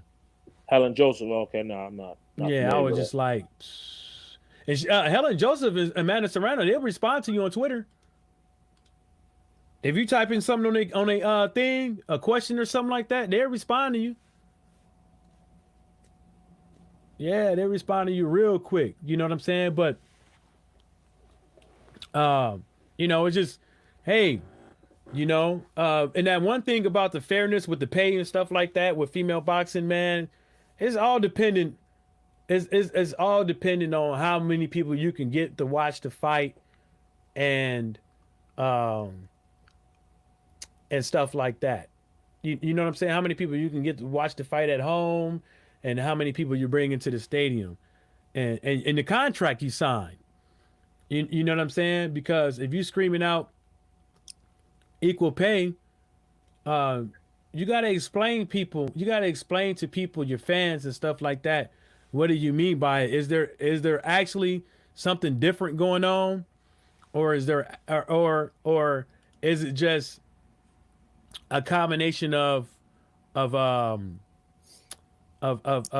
not bringing in enough money?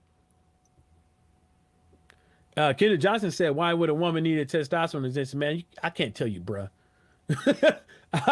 I can't tell you why a woman would need a testosterone on the streets. I can tell you why, but in boxing, bruh, I couldn't tell you. And then he also says, Kenneth Johnson, what about Shields versus Gabriel's rematch? Hey, that can happen too. I'm down for that. That can happen too. If none of these other women want to, you know, get in line, because like I said, you know, we look at Clarissa, that's what you got. You got moving down to fight Katie Taylor. Breakers, that and that rematch. I mean, what else you got? I mean, if anybody else can explain that I'm missing the boxer in this in this equation, but I don't think so. I seriously don't think so. I think it's a damn shame, that people with all these motherfucking belts is more worried about hoarding them and collecting them motherfuckers to make a name. But the only way to make a name is put that one face, one name, one champion, monarchy on it.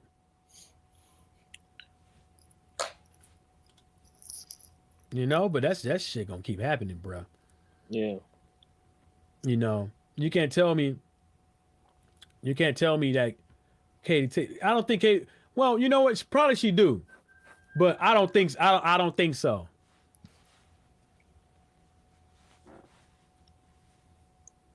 Man, to change the topic real quick. Like, Yeah, go ahead, brother. Michael Garcia fucking pissed me off, bro. What'd he do? Like when he said that shit like, the fight's not ready. Like between Spence and Crawford. Like, I'm thinking to myself, dude, like, Nigga, ain't none of your business. Yeah, bro. I'm thinking to myself, bro, are we talking about a fucking pot of stew or something? Like, dude, what the fuck you talking about? It's not ready. Bro, Brooklyn, that tells you the mindset of some of these motherfuckers. These fighters, bro. Like, damn, son. Like, that shit, it boggled my mind when I heard that. He didn't say that shit. He really said that shit? Yeah, bro. Like, I didn't hear the interview. I heard people talking about it. He said it, bro. Fanon did a whole stream. Fanon did a whole stream on it. It was either yesterday or the day before. Yeah, bro. Talking about it's not ready. Like Spencer Crawford, like in my opinion, like outside of Deontay Wilder, because I feel Deontay Wilder is number one in all of boxing. Period. But if we talking about non-heavyweights, bro, to me, the like on some pound for pound shit, it's Spence and Crawford to me. I know people like to bring up Canelo and Lomachenko. Them dudes is not better than Spence and Crawford to me. You know what I'm saying? Bro, we talking about it's not ready. These are the two best fighters in boxing and they're in the same division. What the fuck you talking about? It's not ready. Like we talking about some chili in a crock pot. And he was given a chance by Spence and didn't win one fucking round. Yeah. You understand? And now he come out of that fight because he survived and went the distance. He went and hid under a rock after talking all of that shit, going into the fight. He went and hid under a rock for about 5 or 6 months. And ever since he came out of that situation, I'll be right back. He's come out talking a ton of shit because of the payday that he stole, because that was a fucking snatch and grab that he got from that Spence fight, which is all the more reason why I had said I was highly disappointed in Spence not knocking him the fuck out. Yeah. If Spence had knocked him the fuck out, we wouldn't even be talking about Mikey Garcia today. Unless you had RIP behind it. You understand? Yeah. That's why, again, I hate to say it this way, but I have to just be brutally honest. When the brothers get in the ring with those others, they're supposed to take care of business on both ends. Both ends. Yeah. Especially when you have the talent and the ability to do so. Because don't think for one moment, if they had the talent and the ability to do so to you, that they wouldn't. They would take every devastating moment to embarrass you and make you look like you don't belong. Because they already feel like you don't belong, whether they can compete with you or not. Which is why Tyson Fury escaped with a fucking draw. He was knocked out. Yes, sir. Okay. Now imagine if the knockdown didn't happen, they would have given him the fight if it went the distance. Yeah. Not because he outboxed Deontay Wilder, but because he's who he is. And Deontay Wilder is not. Mm-hmm. You see? So, yes, when you go in there with them, you have to twist their fucking caps backward. Because they already up on the scorecards before the first bell. Yeah. This is what Earl need to learn. Don't be going out there trying to pound Sean Porter, Terrence Crawford, and Adrian Broner and those guys into the dirt. Pound them other motherfuckers, Manny Pacquiao and the Caleb Plants and those guys. Pound them into the turf. You understand? Mm-hmm. Because they don't look at you for what you really are. You're a man, you're a fighter. They look at you as less than a man. And they think that you're not a fighter. You have to be. Let me tell you something. There are people out here, you could beat the shit out of them, and you know what they'll say at their last breath? Nigga. You understand? Yeah. That's in them. It's in them. You have to, every chance you get, put it on their ass. What I miss? Yeah, man. I agree, man. Is my sound fucked up? Sound fucked up or anything? No, you sound good, bro. Nah, because I'm using my compressor right now. Nah, you're not in your car and shit. You're not running from the police. Oh yeah. Yeah, You know what I'm fool. saying? Yeah, man. I switched it up today. I'm using my mic compressor with my preamp. So then I use to record some tunes. I'm just trying out some different things to see how I can get it nice and sizzly. Sizzly. Sheesh. Yeah, man. Yeah, I agree with Stormy saying. What did you say? But no, he was basically saying, you know, like with Spence, like he was disappointed. I mean, I at the time, like I was cool with the performance, but you look back at it, I was just thinking to myself, dude, like he could have really did a hurting on that dude, man. He came to survive. He came to survive. Oh, Mikey Garcia. He wasn't trying to fight. No, but I brought it, but he brought up Spence because like. No, that's the fight y'all talking about? Yeah, we were talking. Yeah, he was bringing that up, but I brought up Mikey because like I didn't like that comment. He was talking about, oh, you know, the fight's not ready, like we talking about a pot or stew or something. You know what I'm saying? It's like it's bullshit. These are the two best fighters in the world to me.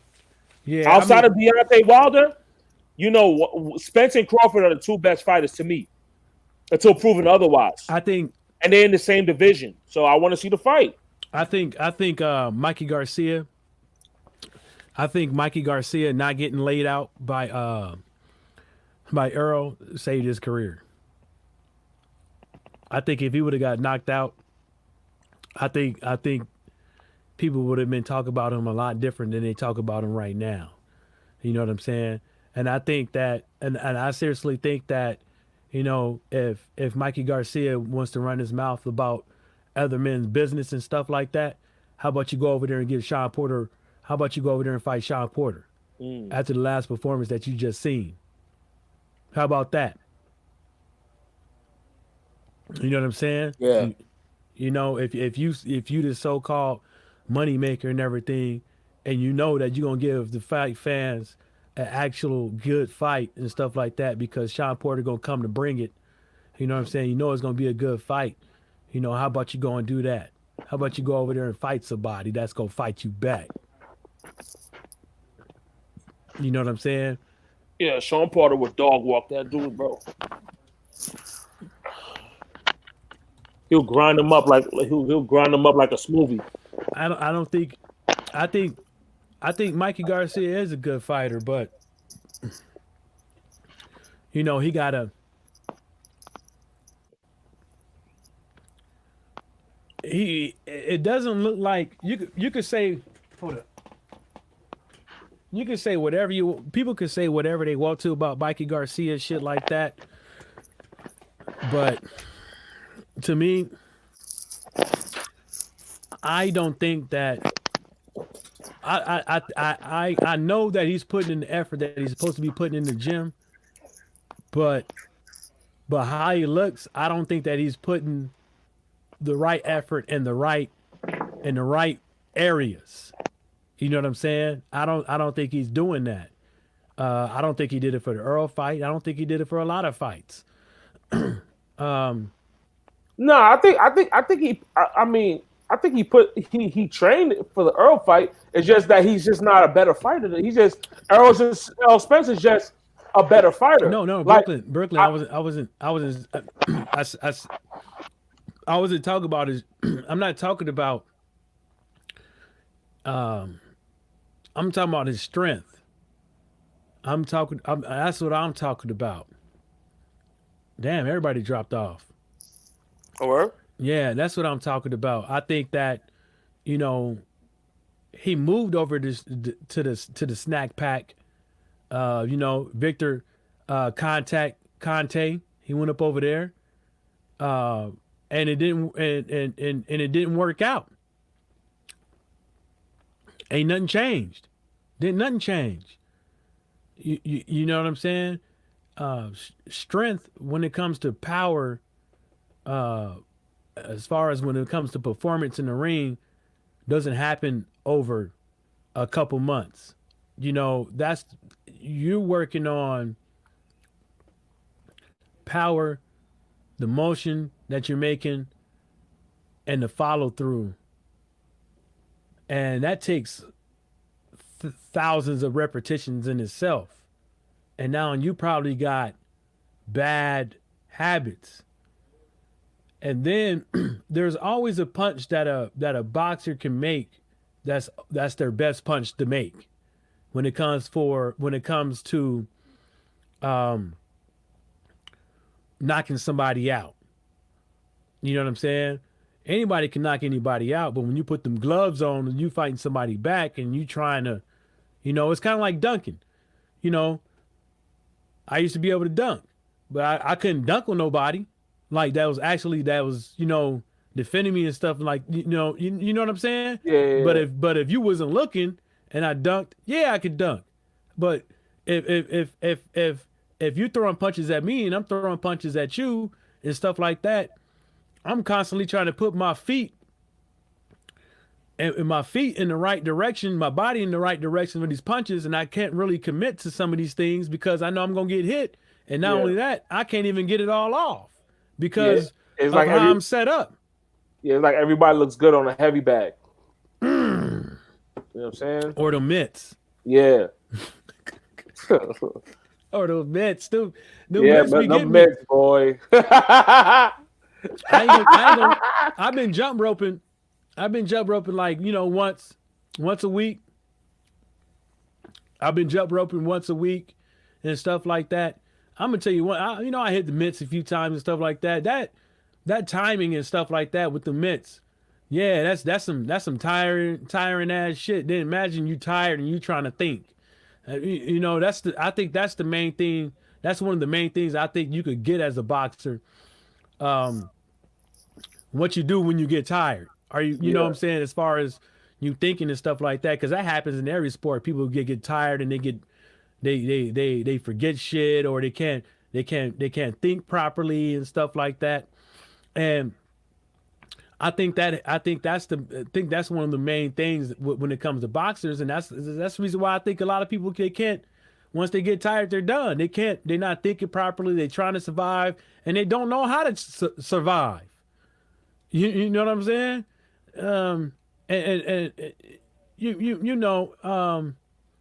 I like Mikey Garcia as a boxer, but I think he should just be quiet when it comes to Earl and Crawford. Yeah, I think he should just be quiet and let them two brothers figure out what they're gonna do, and don't be mad if Earl get a Pacquiao fight before you do. Because if you're thinking that fight ain't ready, you're thinking on a business aspect of it, but you're putting your thoughts in somebody else's business. You know what I'm saying? And you're a fighter. Like, the way I put it is that a lot of these fighters, the reason why they want that Pacquiao fight is, for one, it's a money fight. But if they happen to get up in there and beat Pacquiao, that puts him up there. That's gonna get him some more money fights and all that. Because think about it. If everybody worried about a Pacquiao fight, if everybody tuning into a Pacquiao fight, think about it. You know? Now, let's see. Yeah, I forgot what I was about to say, but yeah, you're right, bro. You know what I'm saying? No, but yeah, I was gonna say, like, for me, man, my thing is mind your business, bro. See, like, that's a rule that I really live by in my personal life, bro. I mind my business, dude. That's why, like, I don't really have any. I don't get into like any beefs on YouTube and other uploads and shit. I mean, because for the most part, bro, I don't need to be in the sauce, man. Of course, you know, you hear things here and there, but like, I don't dive into. I just hear it. I say, okay, no, oh wow, that happened. Okay, no problem. But like, I don't put myself in the situation. You know what I mean? That's why like certain guys are in a situation they are right now as far as within the clan or whatever. But it's like, bro, just mind your business, bro. Like, it has nothing to do with you. Because as far as the way I look at Mikey Garcia is, I just look at him as a sacrificial lamb, actually. Because I remember I did a video on this when I was uploading content on Spence and Mikey Garcia at the time. Obviously, as far as like, you know, most people felt that. Well, now you think about it, a lot of people felt that Mikey would win. You'd be surprised. Like, a lot of people felt that Mikey would win. So that's why, like, I consider this a legitimate win for Spence, because a lot of people was picking Mikey. A lot of people. But regardless to it at the time. But for me, my thing is, there's no way Mikey could win this fight, because for one, Spence is just a better fighter. Like, even if they were in theory the same size, whether if Mikey was a natural welterweight or if Errol was a natural lightweight, Errol is a better fighter, point blank and period. You know what I'm saying? That's how I looked at it. I just looked at him being a sacrificial lamb because they see Spence as a guy who could be a pay-per-view attraction. So they needed an opponent to push him over the top. It's kind of like when Floyd fought Arturo Gatti.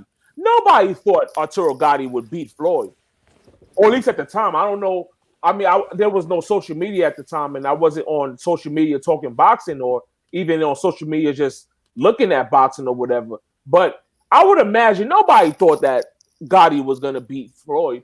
But you, no, my bad. Sorry. Floyd, no, you good. But Floyd had the potential to be a pay-per-view guy, and he needs an opponent to push him over the edge. You know what I'm saying? He's just a sacrificial. He was a sacrificial lamb, bro. That's how I look at him. Yeah, I can. Yeah, I mean, I can definitely see that. You know what I'm saying? And those people out there that was saying that Mikey's going to win, some of those guys, you know, they just weren't watching boxing, and then some of those guys, you know, they just wasn't paying attention too much to Spence, and then then you got the guys that were just riding on, the accolade. They were just fans of Mikey Garcia, and they just wanted to see the man win. But they wasn't saying it was going to be tough fights and stuff like that. You had some of these cats out here saying like, Earl was going to get outboxed and stuff like that just because they ain't seen it. But the people that's been watching Earl have been paying attention to the subtlety of things, and that's one thing that be getting a lot of these people that be paying attention to boxing. They don't pay attention to the subtle things. They don't pay attention to actually what's going on in the ring. Oh no. And then because it's hard, sometimes it is hard for me to pick and choose who's going to win a fight, even with the guys that I do favor, because I like to keep it real, and I don't want to be like these other guys and just dick ride, and not dick ride, but fan ride, and lying to kick it. Yeah. You lying to yourself and you hoping that he wins and stuff like that because you a fan of this dude, you lying and kick it. You know what I'm saying? You know, you could be a fan of somebody and be like, yeah, it don't look too good for my brother, man, today, man. It's gonna be a tough fight, blah blah blah, whoop whoop whoop. That's all you gotta say. You know, but when you start gassing this motherfucker up, that's when it starts getting crazy because the bookies was fucked up. You know, if you look at Andy Ruiz, past fights before he fought Anthony Joshua, anybody could say this. There's a difference between the promoter coming out here and saying that it's gonna be a tough fight. Andy Ruiz is a good boxer, blah blah blah, with the whoops, cut for fires. Yeah, he's selling the fucking fight. But then when you go and look at his past fights, is that true? Because a lot of these promoters do it. Look at Edward Hearn with what's his name? Lucas Brown and all them other guys. Oh yeah, Lucas Brown is getting passed around like a blunt, dog. And ain't nobody smoking it. Sheesh. Steady in rotation. You know, I you know, go back and look at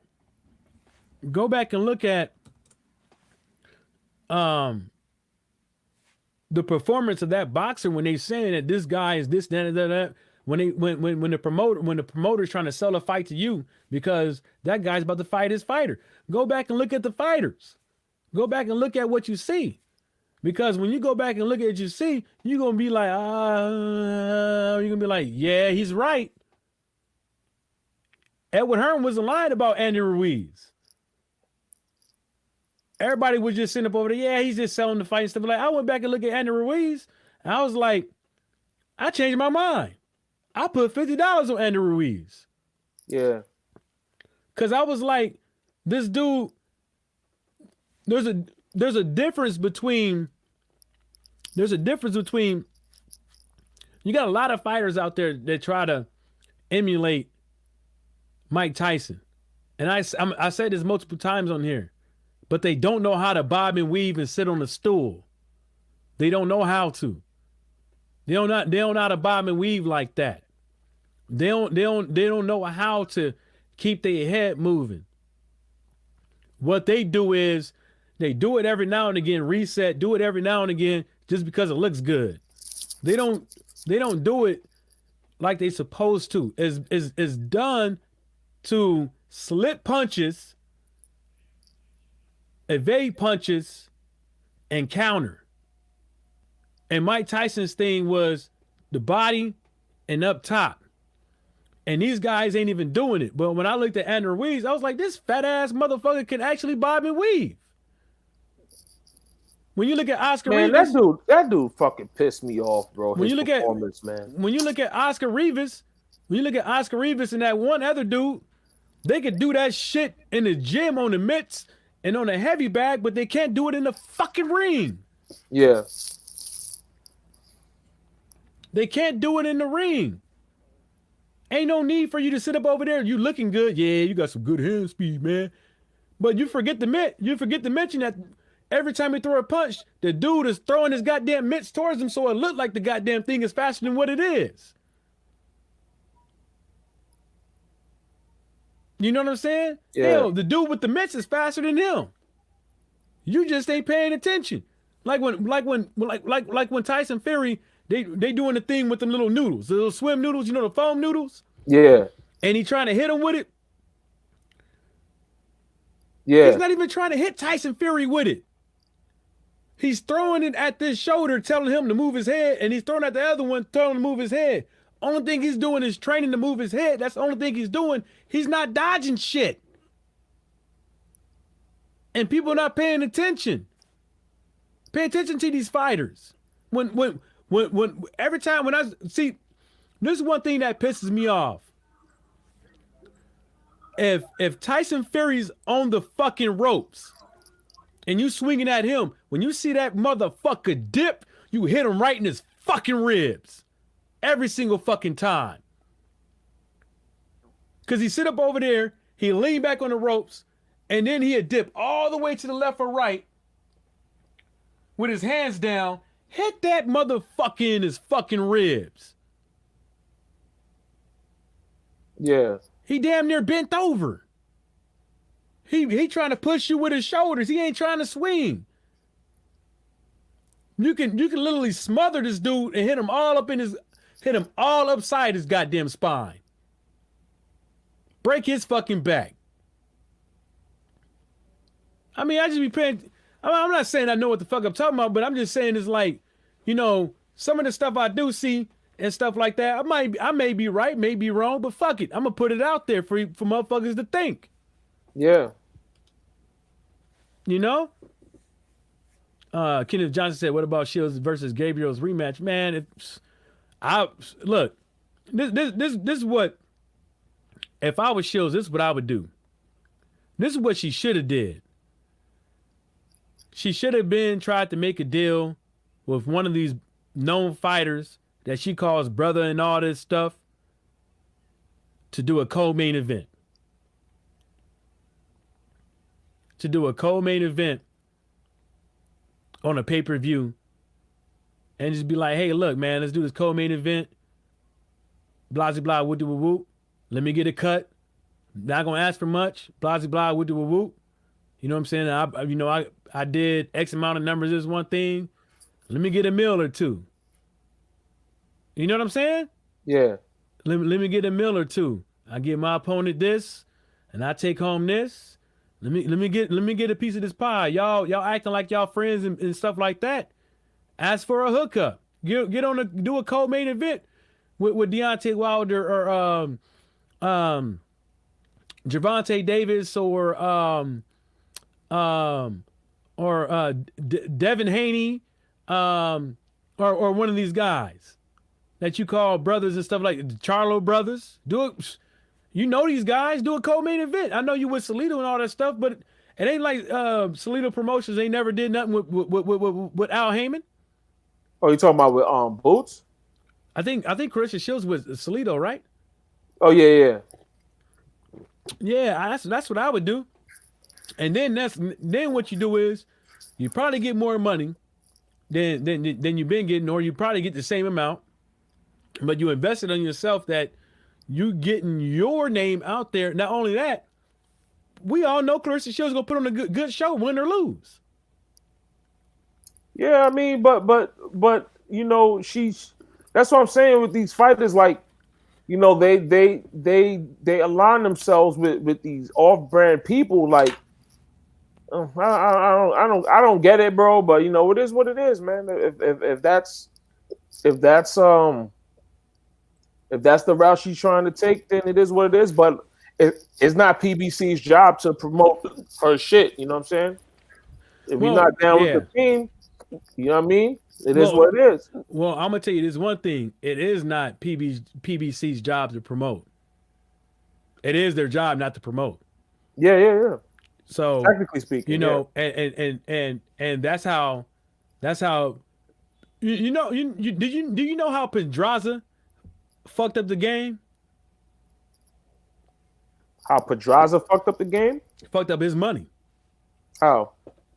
Letting his dad be his promoter.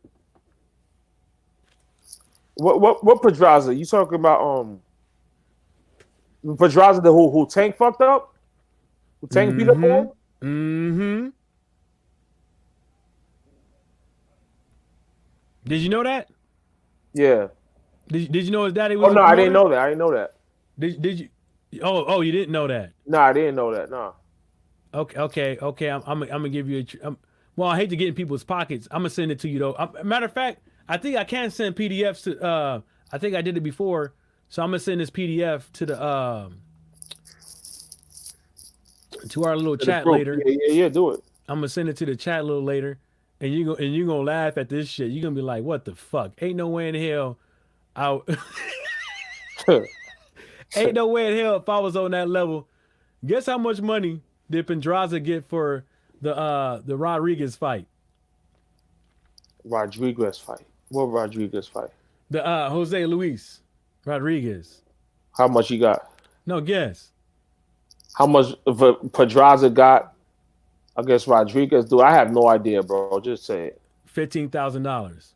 $15,000? Yeah. That's what he walks away with. Guess how much? Tough. Guess how much? That's tough, man.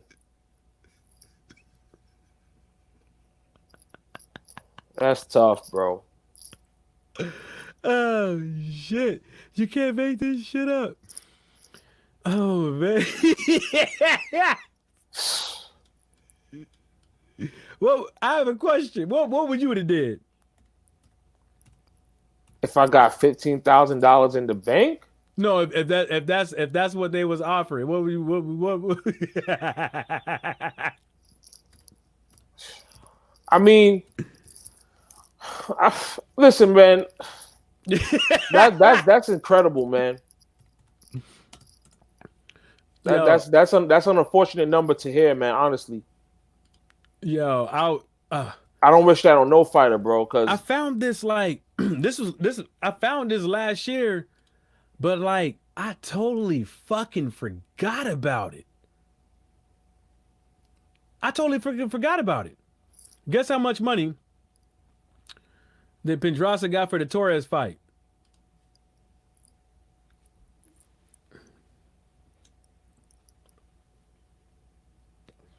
Wait, repeat that.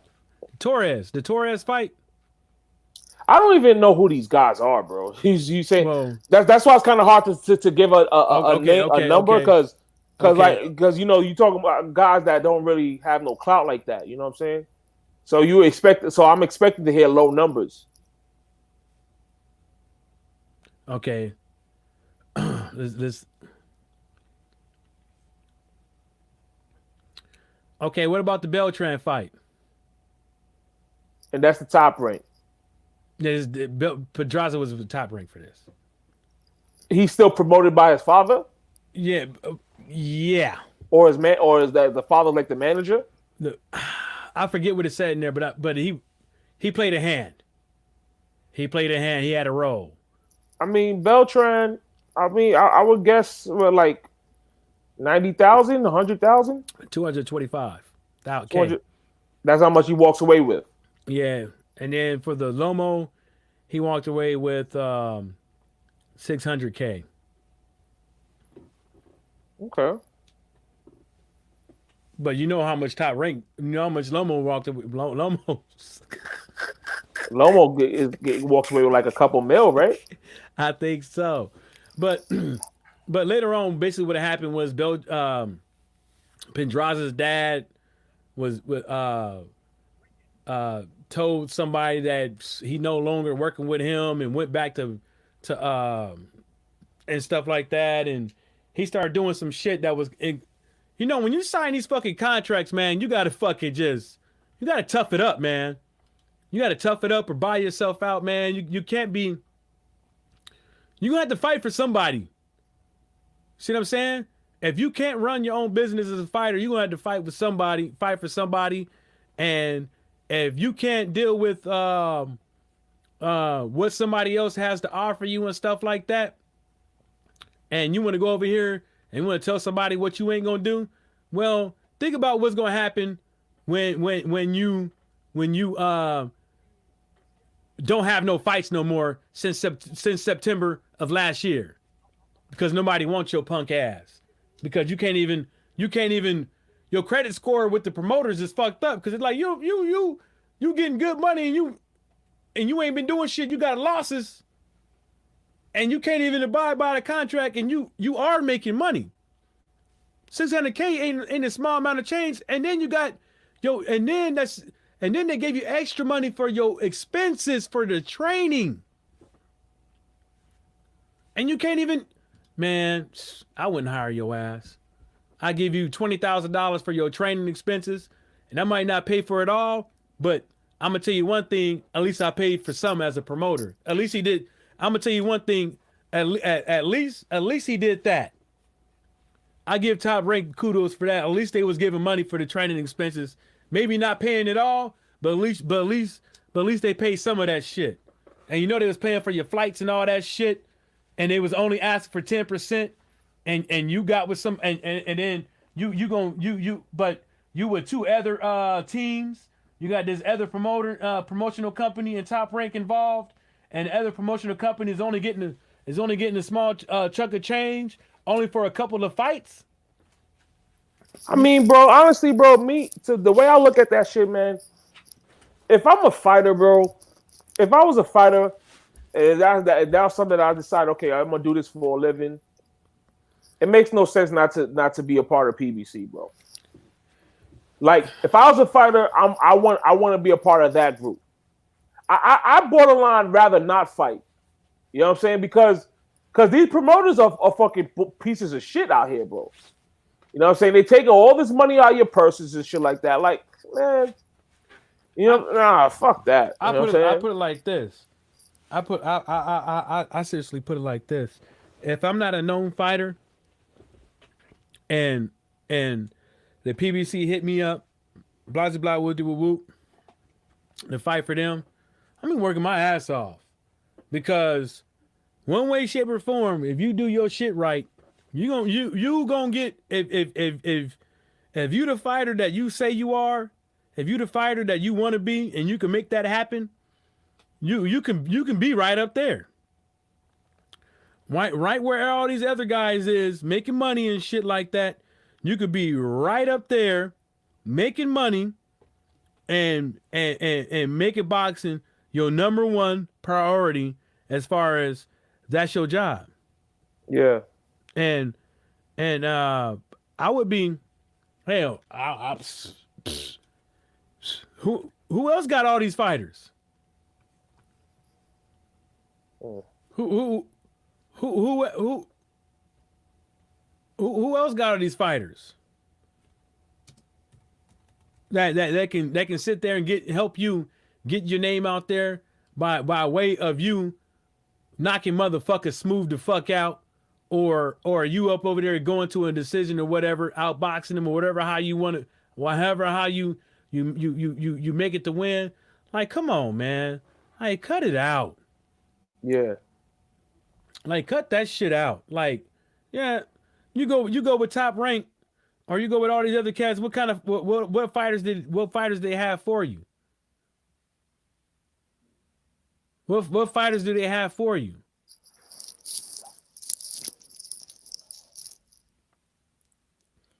Yeah, man. Hell, you can hire me as your manager. Hell, you can hire me as your manager. I tell you what to do. Yeah, man. If I was a fighter, man, no way I'm signing with these fucking shady ass promoters and they bullshit contracts and shit. Fuck that. Especially, like, if I was a blue chipper, especially, bro, man, you fucking got me fucked up, bro. Like, you get yourself a lawyer, man. Like, I get myself a lawyer, bro, and you know, because at some point you got to invest in yourself. You get yourself a lawyer to look over these contracts, man.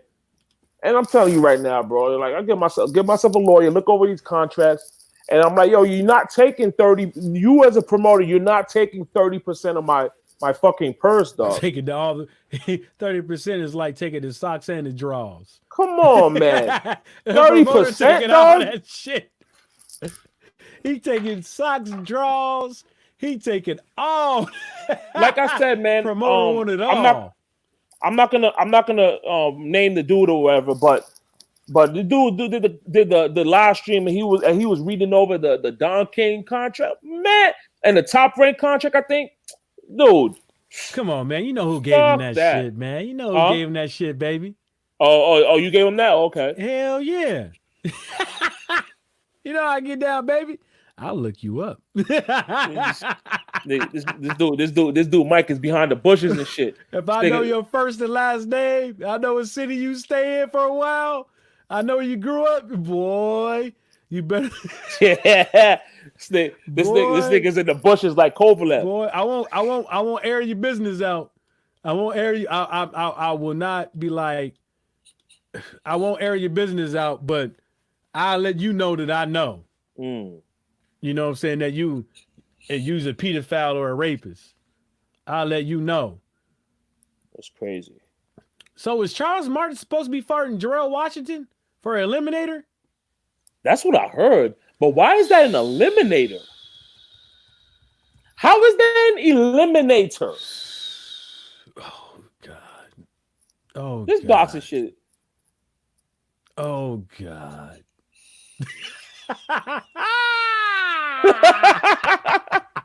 Man, that's some bullshit, dog. Yo, that can't be for no eliminator. What is Charles Martin versus Gerald Washington IBF eliminator set for February 22nd. I'm reading Three Kings right now. That's an eliminator. I mean, I'm looking forward to the fight because I'm not gonna front, man. Hopefully, you know, we could get because hold on, it's the 6th. Dude, the fucking fight's basically a month away, and we have no word on the undercard. What's the undercard? Who's fighting on the undercard? I'm pretty sure they already been. I'm pretty sure these. You know what? I don't know, but I hope all these brothers was already like, notified. I hope everybody was already notified that, you know, this is what we're looking for. Can you guys make it? Get a contract, whatever going. Blah blah blah. Woo. I hope that's what's been going on. Because I don't like it when I see boxers that just have to show up within like 2-3 weeks notice, because that's not putting your best foot. That's not putting your best foot forward. People can say all they want to about you got to be ready at all times and all that stuff, but that shit don't work out like that, man. Like, you know, let's keep it real. Shit don't work out like that. But I'm trying to read the article. It says former IBF heavyweight champion Prince Charles Martin will continue his route to another world title opportunity when he takes on former title contender Gerald El Gallo Negro Washington in an IBF eliminator. The bout will take place on the undercard. So I'm assuming this fight will give, because I don't know, because it says an IBF eliminator, like, you got Pulev right there. So I'm thinking the winner is going to fight Pulev. Yeah. And that would give, but damn, that still ain't gonna give him no opportunity. but don't forget about what's his name? Koronaki. Because Koronaki beat both of them. Yeah. You got a point. He beat both of them. So what they're gonna fucking do a rematch between the winner? Like, the fuck? Bruh. I don't know. But that's the thing though, like,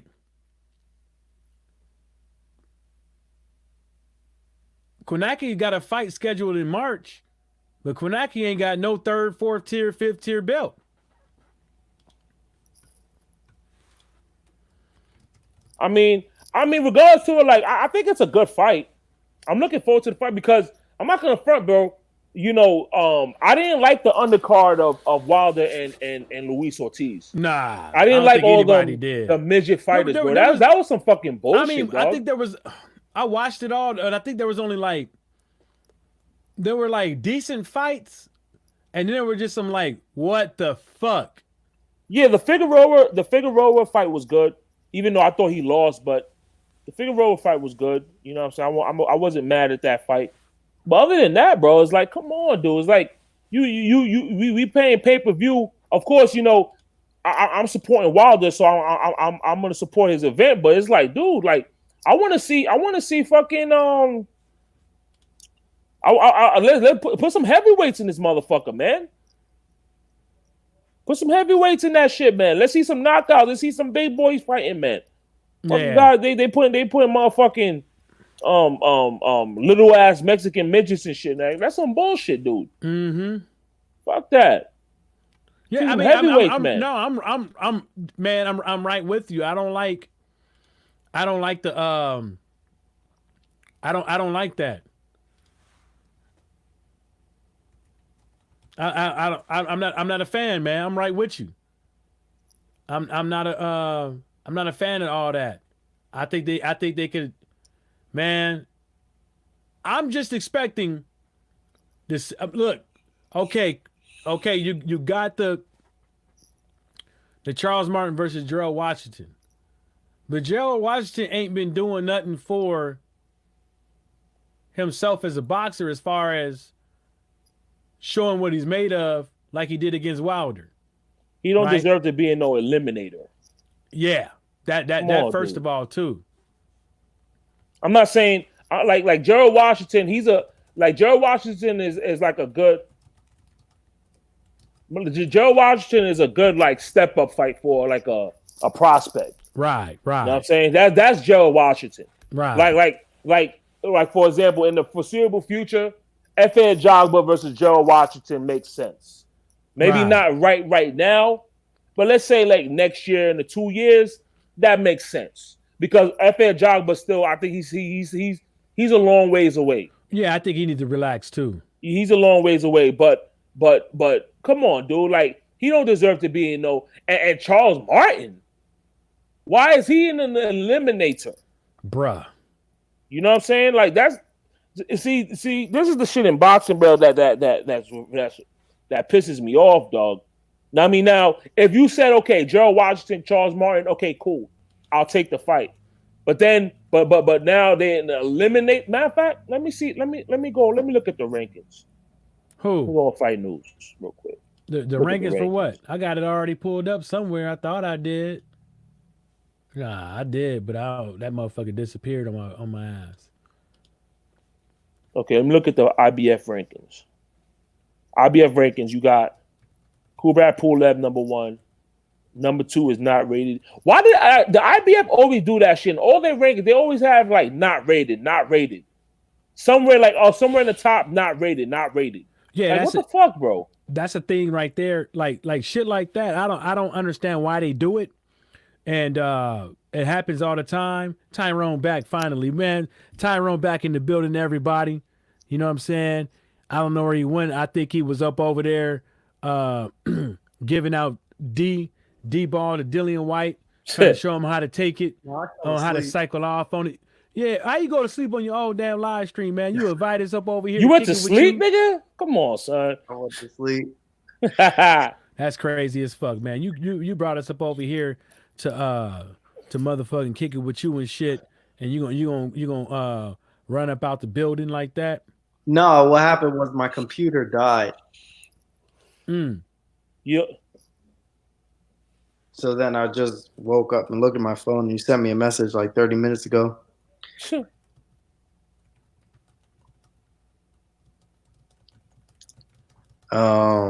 Sorry about that.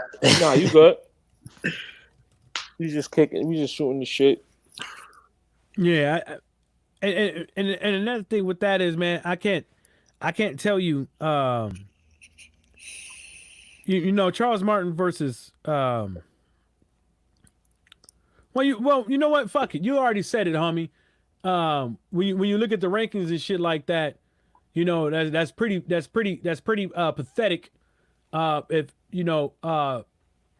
Charles Martin versus and it doesn't say for eliminator for what, like one of them fucked up belts, or for the winner gets Kubrat Pulev. But even if the winner gets Kubrat Pulev, that just shows you if it's for if Charles Martin versus Gerald Washington, if the winner gets Kubrat Pulev, that right there shows everybody that the IBF even don't want Kubrat Pulev to fight stiff fucking competition. Yeah, because if like you said, Brooklyn, Adam Konaki beat both of them dudes. So why isn't Adam Konaki fighting somebody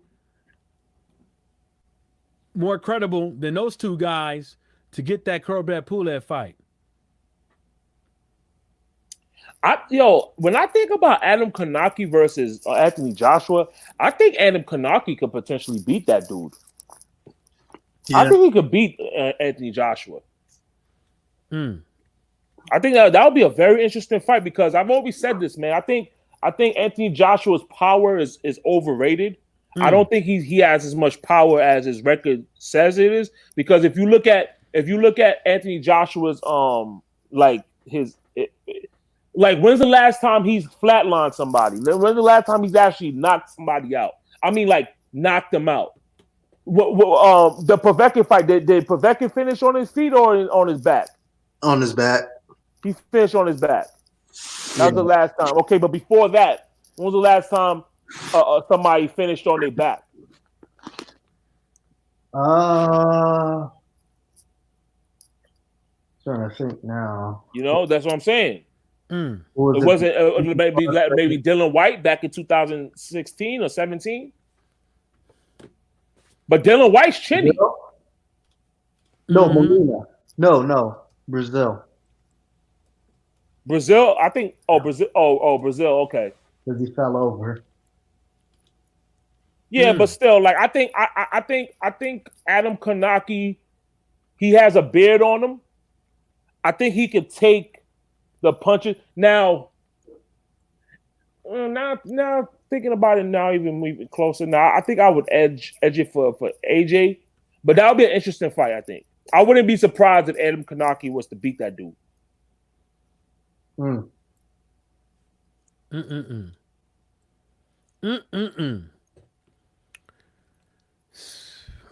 Man, man, shit. Make some goddamn beats up over this motherfucker with all this bullshit. This bullshit going on in boxing, boy. Shit. I'm just like this, man. I just want to see. I really want to see. I don't care what happens the whole year. I just want to see Fury get knocked out, right? And I just want to see, a couple of these guys actually fight somebody, and make motherfuckers take them serious, man. That's all I want, man. Because I already know my levels of expectation is pretty low right now, because based off the situations and everything that we've been what we've been getting, just give me a couple little give me something, man. Let me hold about 350. You know what I'm saying? Yeah. Let me get about a 350. Yeah, let me hold something like it. Like, you ain't gonna get us that. You ain't giving us nothing. Like, stop talking about this Katie Taylor. Stop talking about all these other fighters. If these women fights happen, they happen. Stop trying to,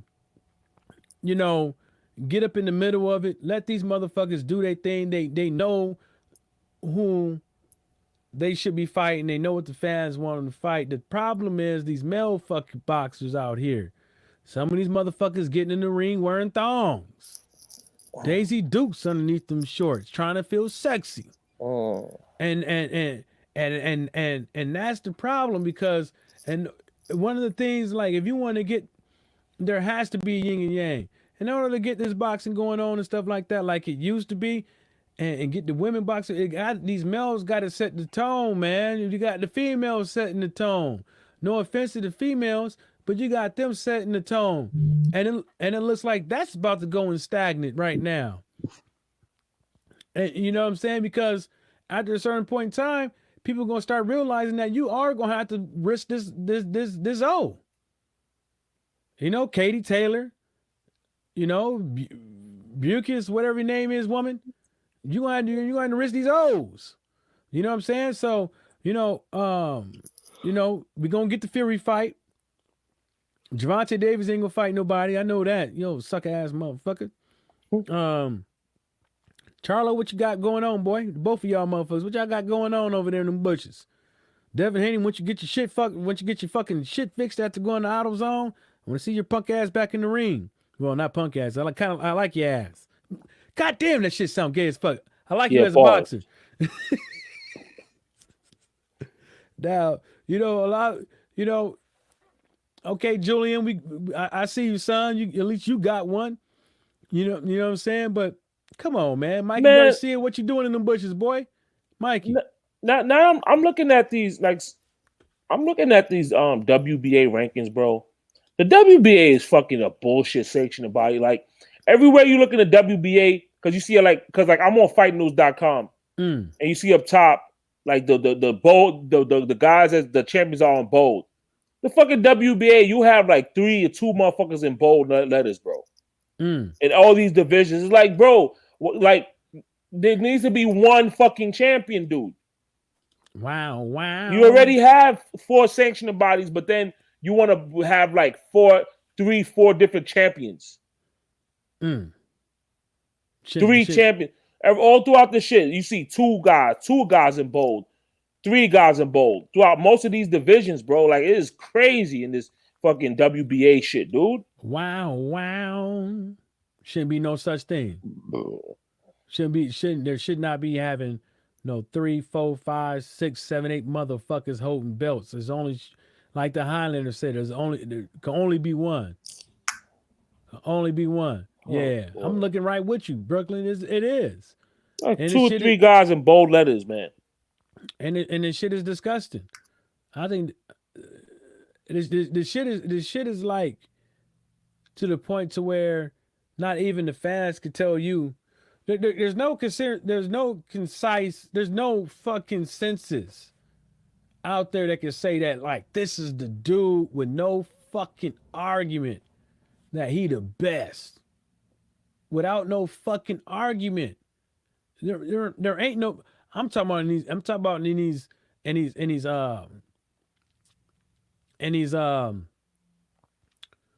not talking about these midget classes.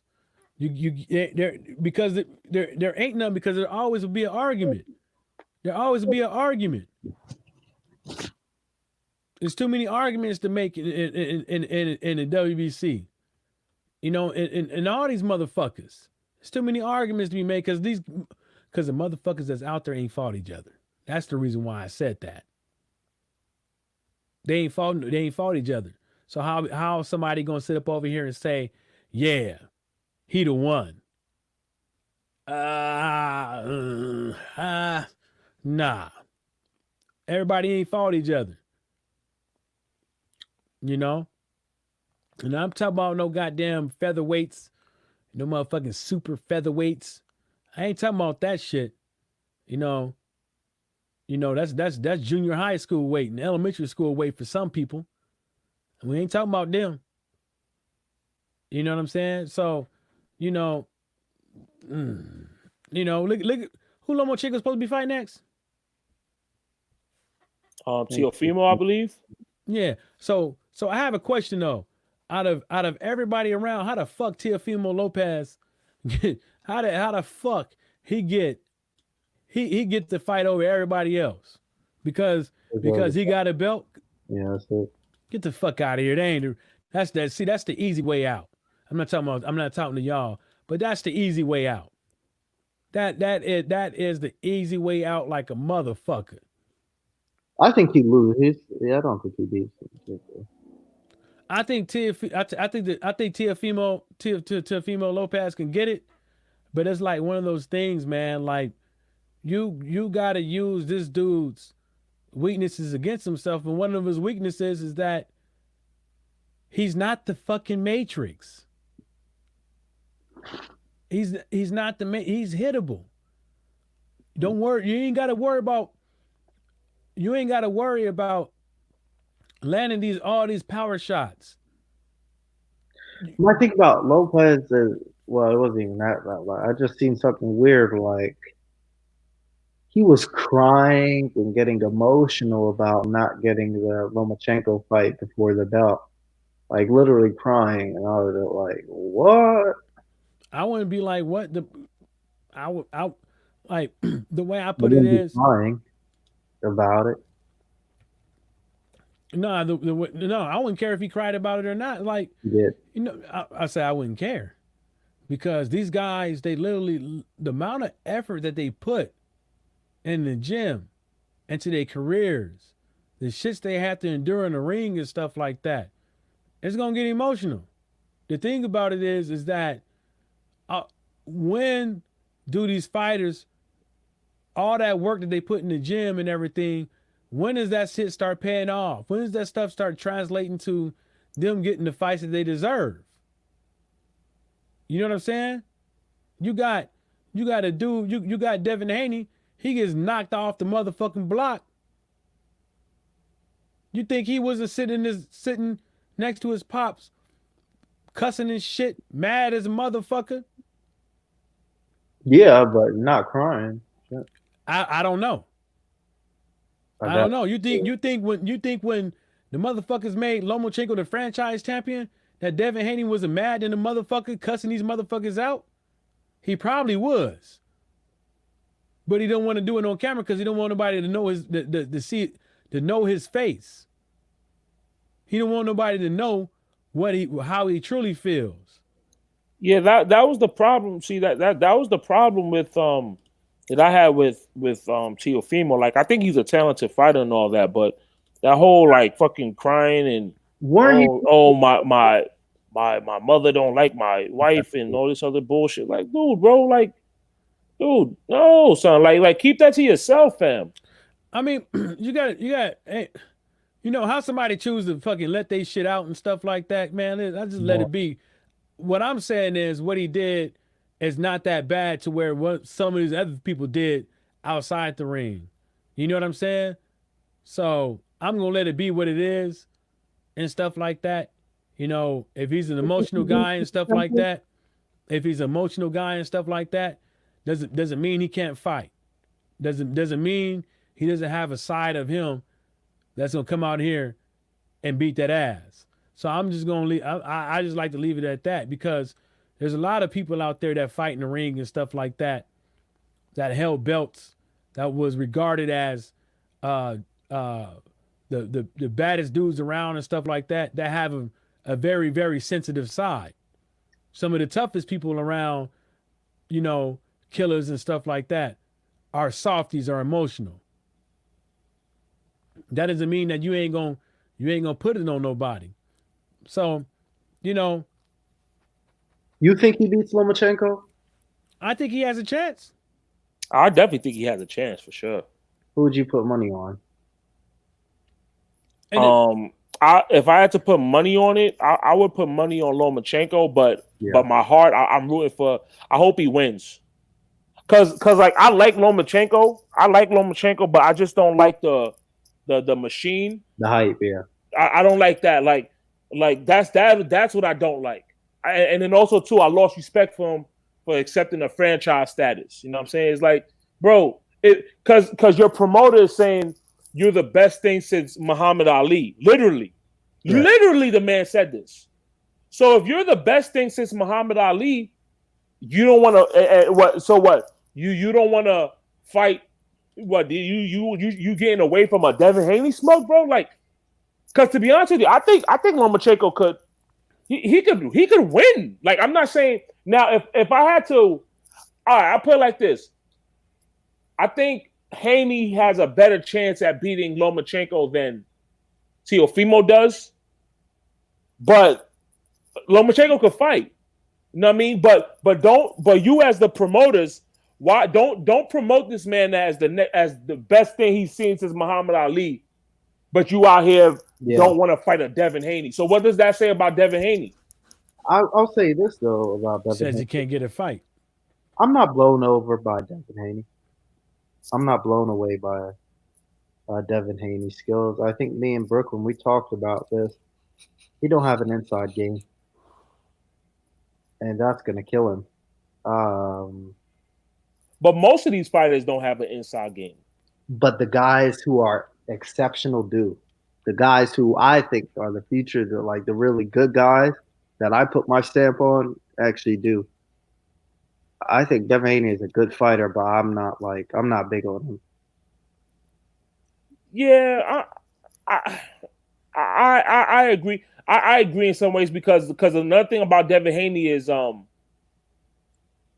still think he fights very amateurish. I still think he fights very amateurish, and then also too, like I said, inside. Yeah, you know, that's not something that he wants to stay in the air outside and be athletic and shit. You know what I'm saying? Yeah. But no, he's still a hell of a talent. You know what I'm saying? I just think there are guys who are as young as him that are just as good. Like I think Chris Colbert is just as good as Devin Haney. I think he's better. I think he's better too, actually. Yeah, I think. I think Chris Colbert. I agree with that. I think he's better. I think there are a lot of young guys who are better than Devin Haney. Right? Name them. Riddle some names. Gary Antoine. I would have said Ennis, but he was getting touched up a little bit. But I think skill-wise, he's better. He got inside game, outside game. He's got more to his. Anybody who got inside game, young guy, and outside game is better than Devin Haney. Who else? Rashidi Ellis. Rashidi Ellis. But can you say he's still a prospect? Devin Haney? No. No, I'm saying Rashidi Ellis. Yeah, he's in this Matrix sort of a golden boy bullshit. Yeah, I've done videos on that guy, bro. It's unbelievable, man. But hey, if he's still sticking around, then more than like. Matter of fact, a conceivable matchup is him against Virgil Ortiz. You think Rashidi Ellis beats Virgil Ortiz? Who would you put your money on that fight? Ellis. I'm picking Ellis too. Because you know why? I think he'll just take somebody who can take his shot. Pause. Ortiz. I think Ortiz has a good fundamentals, but he doesn't have that extra mile. You know what I mean? He doesn't have that, Nah, I think Ortiz has another gear to him, though. But as far as skill, I think Virgil Ortiz got skill. I think you know what it is. I think Virgil Ortiz is very similar to Spence in a lot of ways. He's just like a less athletic version of Spence. Yeah, he's a less athletic. He's less athletic naturally because he's Mexican. Like black people are just better athletes than Mexicans. Point blank and period. Yeah, you know what I'm saying. But Virgil Ortiz, I'm not gonna lie, man. I'm really I'm high on Virgil Ortiz. Like that motherfucker, that motherfucker is a beast of a fighter for sure. I think his ceiling is very high. You know, I don't see him being a Victor Ortiz. Oh no, definitely not. Because people forget, man. I mean, me personally, I still feel Victor Ortiz is a underachiever. Yeah, I thought he was gonna be way bigger in the sport. He let himself down. Say what? He let himself down. Victor Ortiz. The two of the things that you need to be a great fighter is attributes that you can't see. That's your heart and your balls, and he has neither one. Point blank and period. The talent's there. Yeah, he's very talented. I see he's very talented. Southpaw, big puncher, good athlete. You know what I'm saying? But he just his heart and his. And he don't got the heart and the balls. Point blank and period. He don't got the huevos, the cojones. You know what I'm saying? Mm-hmm. He got chicharrones. He got grapes. He has grapes for balls and shit. Devin Haney is the real deal. And he told me to watch and see. All right, we'll see. No, I think he's the real deal too. You Go ahead. I think he's the real deal too. It's just I feel he's I just feel there are guys his age that are just as good. Yeah. That don't get no attention. That's the thing. Gary Antoine Russell is gonna be a fucking beast out here, bro. Yeah, I think Antoine Russell is better than Devin Haney. He will beat Devin Haney today. I would pick him too. That roughhousing he does, that rough fight. You know what? I think Gary Antoine Russell is a more precise version of Sean Porter. Yeah.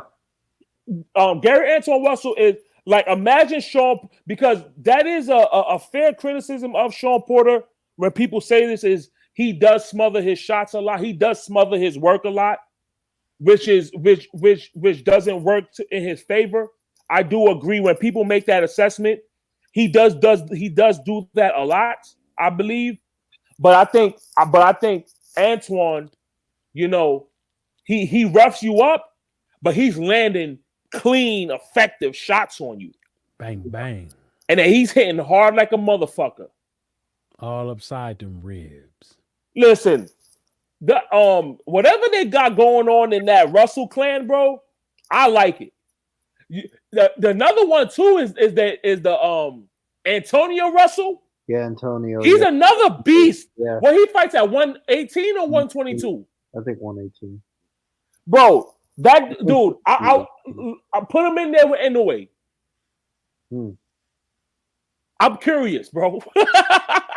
Yeah, Inoue is this next big thing. You know, Inoue is like fucking. You know, I didn't like how you saw how they made Inoue out to be. I saw some dude he said, oh, when he goes over to Scotland, I would be so blessed and honored to see him. I said, shut the fuck up. Yeah, facts. Shut out of here. He's ass. You know what it is like? Nerd. A lot of people in this boxing shit who call themselves fans, they can't make decisions for themselves. Yeah. You know what I'm saying? This is a major. I'm not gonna say it's an issue, but this is just how I see it. Because you know, like the idea that Monster Inoue is a top 5 pound for pound fighter, to me is fucking bullshit. No. Because I can name 20, there's fucking 20, I can name 20, 30 fighters better than that motherfucker, bro. The hell Laws D doing up in there, man? You better take your ass to sleep, boy. Better take your ass to sleep, boy. Sure. Shit, who the fuck is this Monster Inoue? No, Devin Haney, I do think he's the real deal, but I don't know, man. I would just like to see a little more power from the dude. I think that's the main thing. Just I want to see some more power from that guy. Oh, you sound like Tyson Fury. I want to feel it. I want to feel it. Yeah. I think Devin Haney is like an fat ass nigga. Probably an average puncher at absolute best. I mean, I was watching the Antonio Moran fight, and literally, I was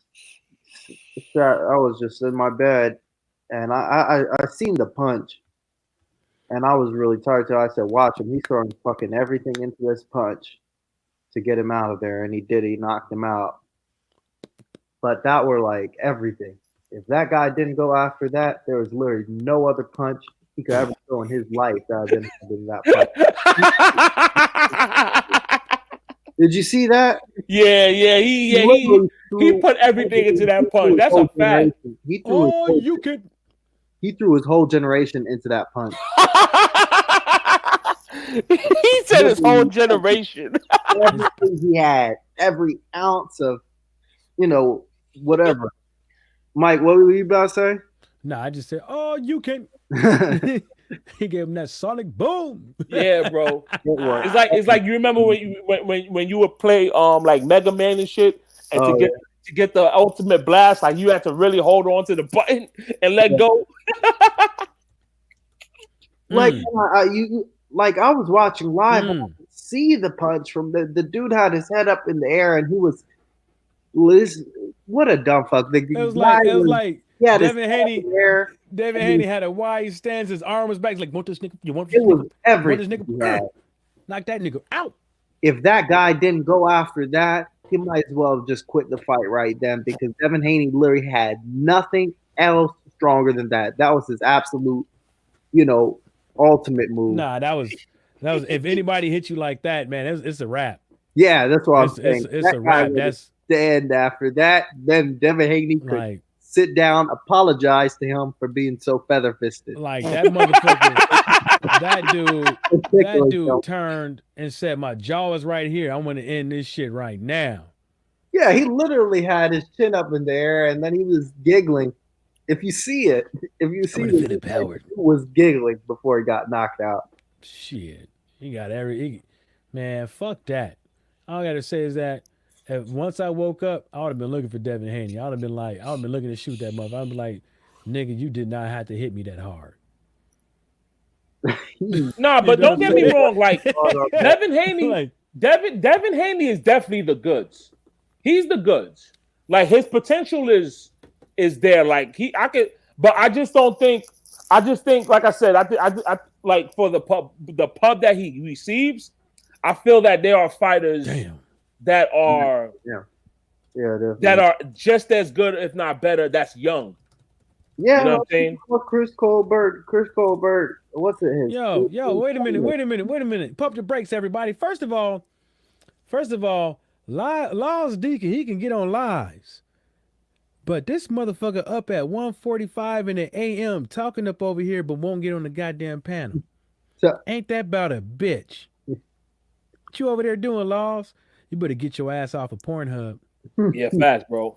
You better get on this goddamn panel and talk with us and stop all that goddamn typing. Yeah, but I hear that Electron. I was looking here, man. Hear that, Brooklyn? That's what you want. Look, you want a cigarette? That's what you want, nickel. Looking through the car, Brooklyn. What up? Fucking Chris Colbert, dude, is his 14th fight, former world champion. I'm looking forward. I'm looking forward to seeing what he does, man. Yeah, anybody? I feel like, to me, as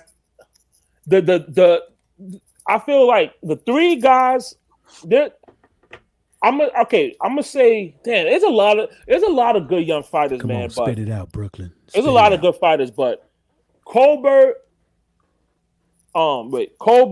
Ennis, Gary Antoine, and Dubois, those guys, man, them dudes, bro, they're gonna be like up there, bro. For anybody who doesn't know, Tyrone picked up.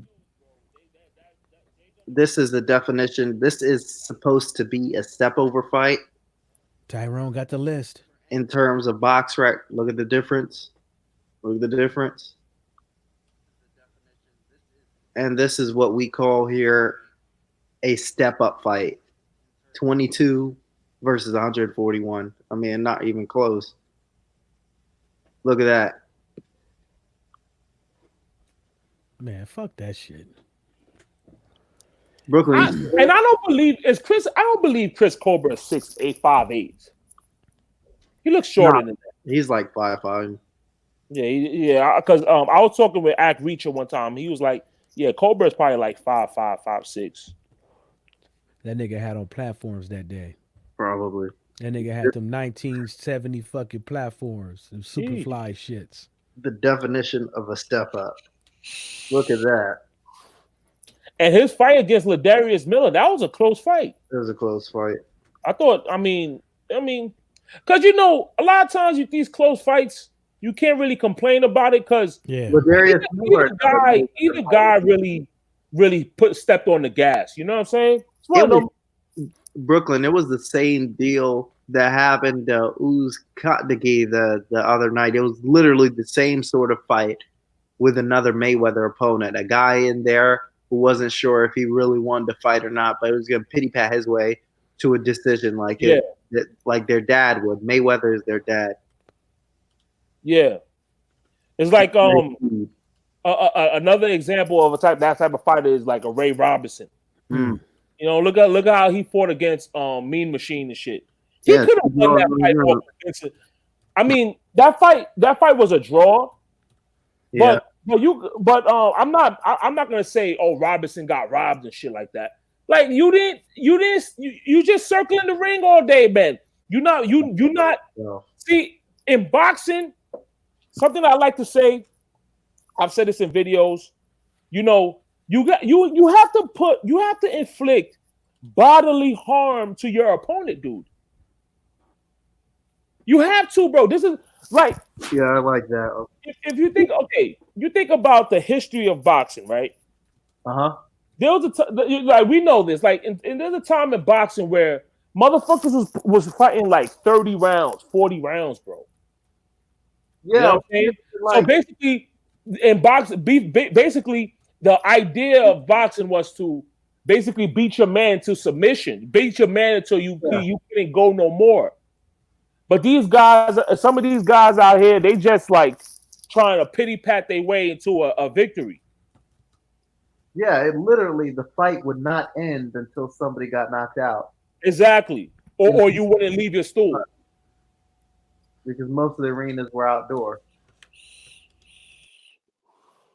Yeah, man. That's what I'm saying. Like, these fights, like, because another one is Shakur Stevenson. Like, he's feather-fisted, man. Yeah, he's another pillow guy. He's feather-fisted, dude. Man, See, I can't stand guys who can't punch. If it's one thing that annoys me, is watch the guy who can't punch, because you know you're going to be in there for a long night. a long, drawn-out fight. Yeah, because that's part of the thing with boxing. You know, you want to, you can end it at any time, and that's where the excitement is. Yeah. When you know you're in there with a guy, you're watching a guy who literally just his hands are like fucking gummies. His hands is like what? Gummies. Like gummy bears? Yeah. Oh man, dude. It just irritates you. Yeah, let me get in there and punch him, show him how to punch. Yeah, man. And it's always the ish, ish, ish, ish. Ish, ish, ish. Oh, once I start hearing that, I just switch to the Ish, ish, ish. Yeah, that's Shakur Stevenson. He always make that noise, bro. Ish, And ish, ish, ish, ish. And then there's the newer one now. It's like, well, not newer, but I've seen more people do it recently. Ah!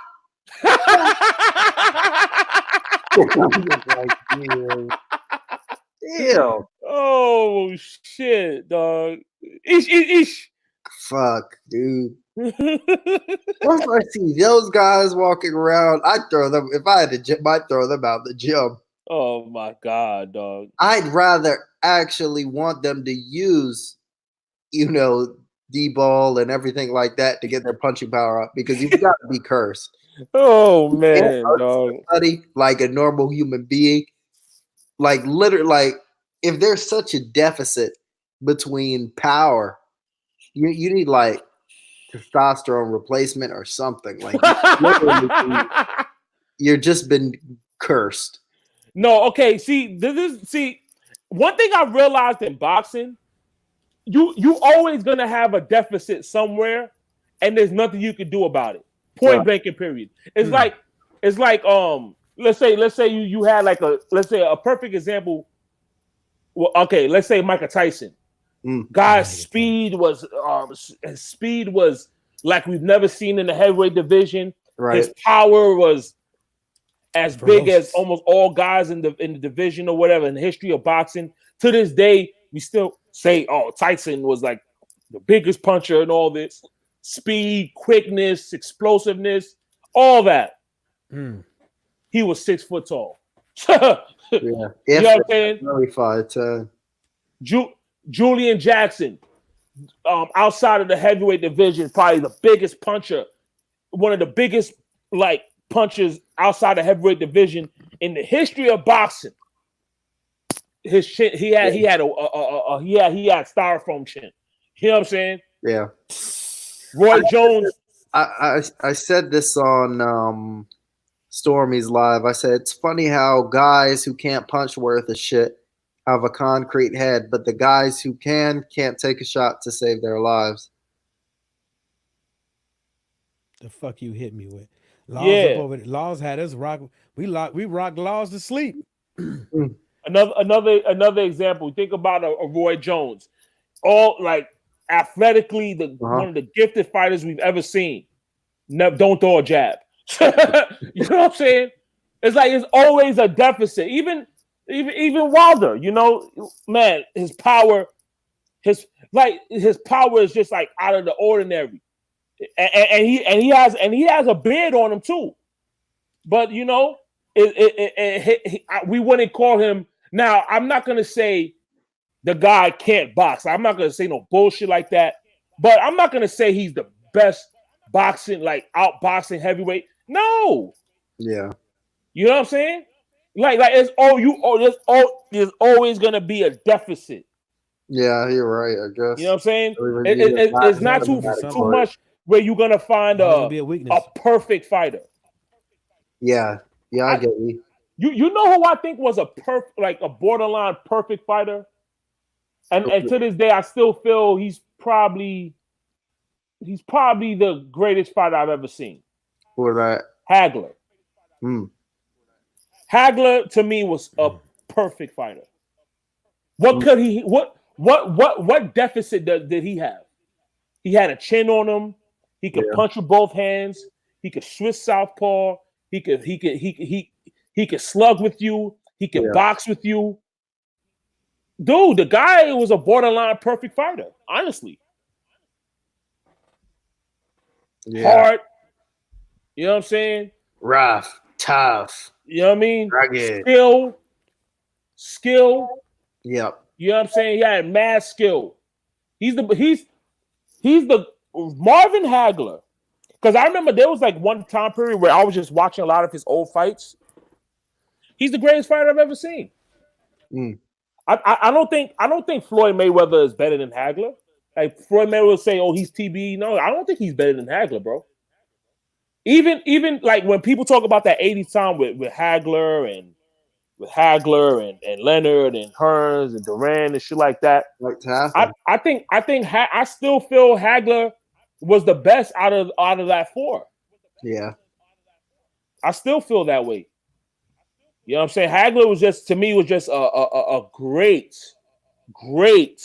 fighter, man. I'm watching this guy. I'm just like in awe. I'm like, wow. You know what I'm saying? He had no deficit. But you're not gonna come across Haglers, bro. You know what I'm saying? That's not happening. No. Yeah. Hey, y'all, I gotta get just going, want man. I'm all right, starving, Mike. man. It's time for me to eat. I see y'all. I'll catch y'all soon, my Tomorrow. brothers. All right, peace out, bro. All right. All right, bro. Yeah. Yeah, Brooklyn. I wanted to go back. We were talking about. We went over Wilder real quick. I was just thinking about one funny quote he had before the first Fury fight. He said one punch, watch your body shatter all over the canvas. He had to actually delete the video. That's why I was trying to find it. I couldn't find it, but like the link, they had to take down the video because they thought it was too vulgar.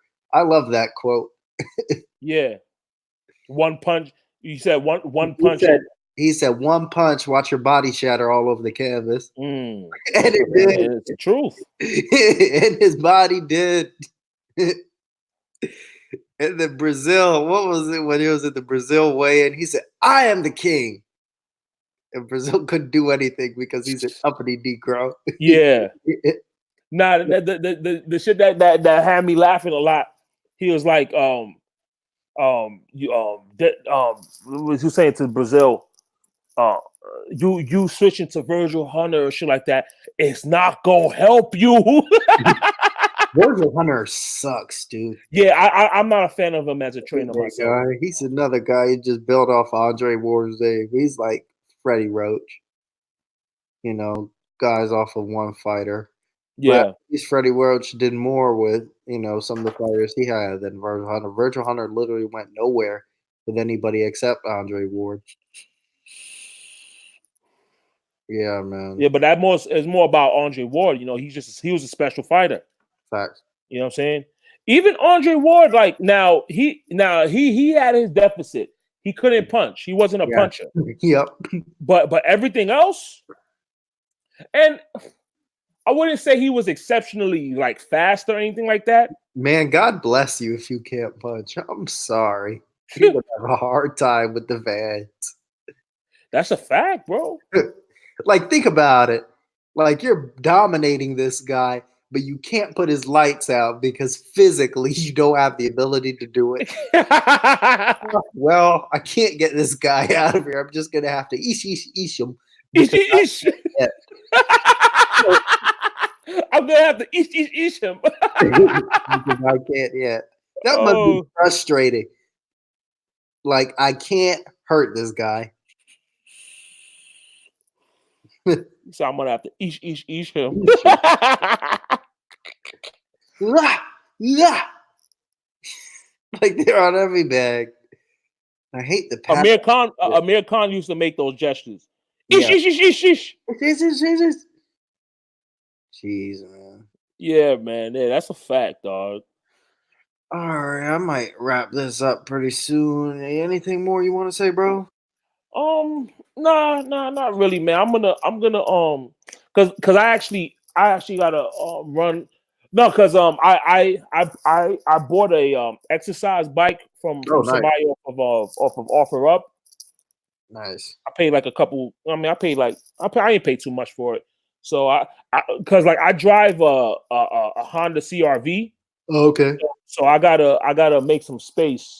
I gotta clear out the trunk because because with my car I could like fold over the seats and shit like that. Uh-huh. You know what I mean? Yeah. So I'm gonna empty out. I'm gonna empty out my car and take care of that. You know what I'm saying? Cool. And get that shit. But as far as that, man, I mean, for me, man, I'm looking forward to. I'm actually looking forward to this Saturday, man. Yeah, I want to see the Colbert fight. Yeah, I'm looking forward to seeing Colbert, man. I'm looking forward to seeing They didn't do him J-Rock with that fight. That is a tough fight. You see BoxRec, man. I know. I've seen I saw Corrales fight Uchiyama twice. You know, it's no joke. He's in a tough out. Yeah, and see, and this is the thing in this boxing shit, like, you know, these guys with all these titles and shit, like with all these belts or whatever, they could fight lower level guys and be a champion. Like, and this is no disrespect to Shakur Stevenson, but come on, dude, who Joet Gonzalez? Yeah, he gets to fight a Joet Gonzalez and be a champion. And I'm thinking to myself, come on, dude. Like, if Chris Colbert fought Joet Gonzalez, he would be a champion too, man. Top Rank is such a fucking joke. I hated that fucking fight. They made this whole thing about him dating his sister. Who gives a fuck? Facts. The Top Rank is so backwards, dude, about how they promote fights. Top Rank, the only outlet right now that has to promote fights off of just extraneous shit. They have to do it off of racial lines. Them. Golden Boy does it too, but they do it pretty big because they're on ESPN, and they do it off of storylines. Everything's a story for them. Nobody cares about Joet Gonzalez's sister. Only thing people are worried about, let's be honest now, is why Shakur hasn't fixed the gap in his teeth. Because he has some money now. He could get the line, no problem. There should be no reason his teeth can take up 2 mugshots. You know, there's no reason for that. Yeah, it's like in the last fight with this past Saturday with Jesse Hart and Joe Smith. Yeah. I'm fighting because of for Bernard Hopkins and shit. Like, come on, fam. I'm looking to avenge B-Hop. B-Hop's been retired for 3 years now, and he went out backwards at 50. Yeah.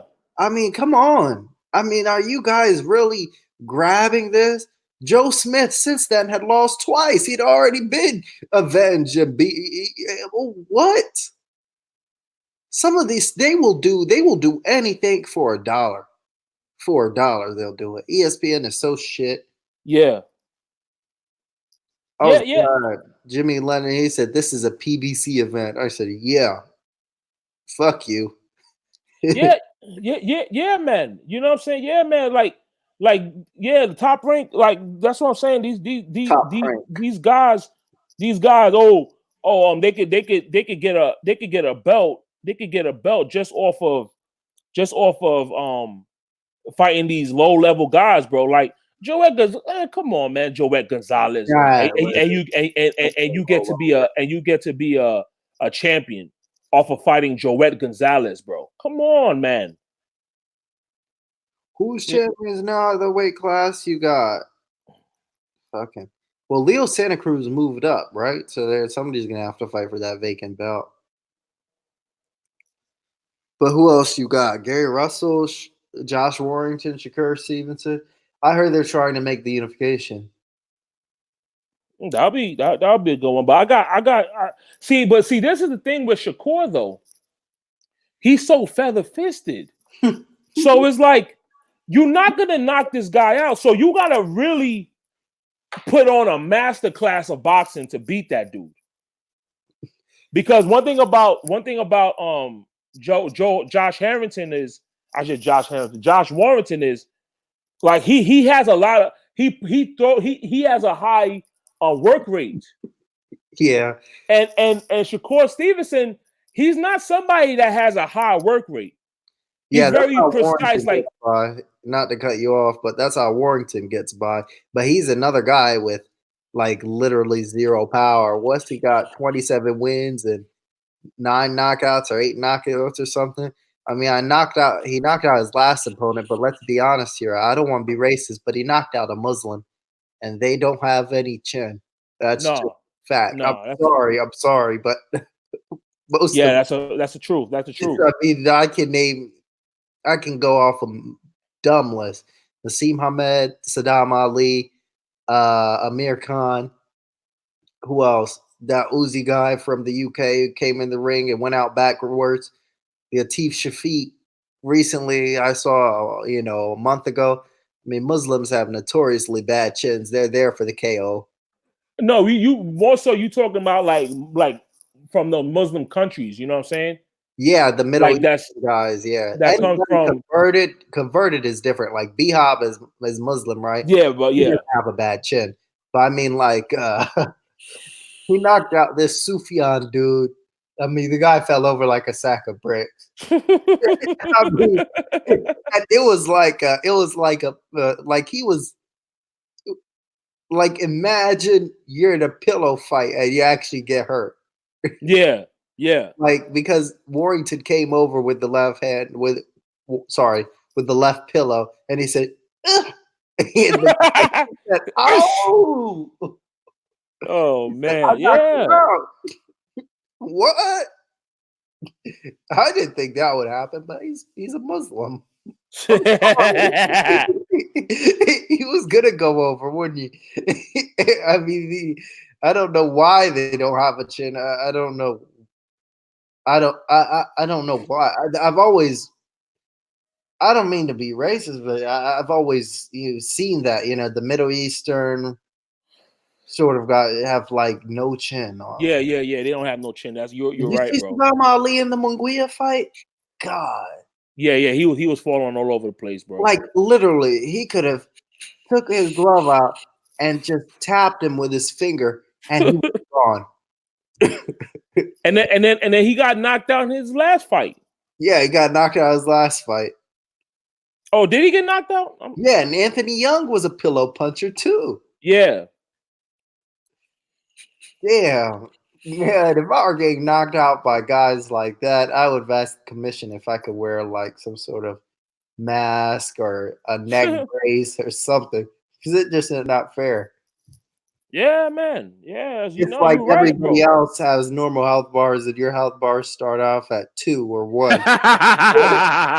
With every fight, so you could be eating your way, but then somebody knocks off the health bar, and you go. Oh, that's funny. Oh shit.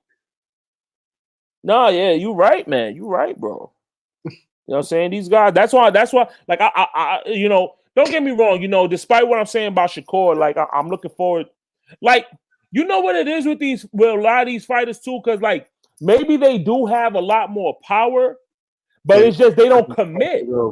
They don't commit because maybe they're afraid of getting hit. Because when you commit to a shot, you gotta you have to be prepared for the comeback. Because you load up on the shot. And you really load up on a shot like you exposed like a motherfucker. But see, the thing about Shakur is with his athleticism, because you hear Kurt Anderson, he always talks about that rhythmic and perpetual motion as a fighter. Yeah. That's something that he looks at. Shakur Stevenson, he has that. Mhm. So, but he doesn't commit. He doesn't commit to his shots. He doesn't commit at all. That maybe that's something that he'll be confident in the future. But if you wasn't doing that against these jobbers you was fighting. So when you fighting, when you fighting upper level competition, you know what I'm saying, and you already not committing to punches. You're gonna commit to punches against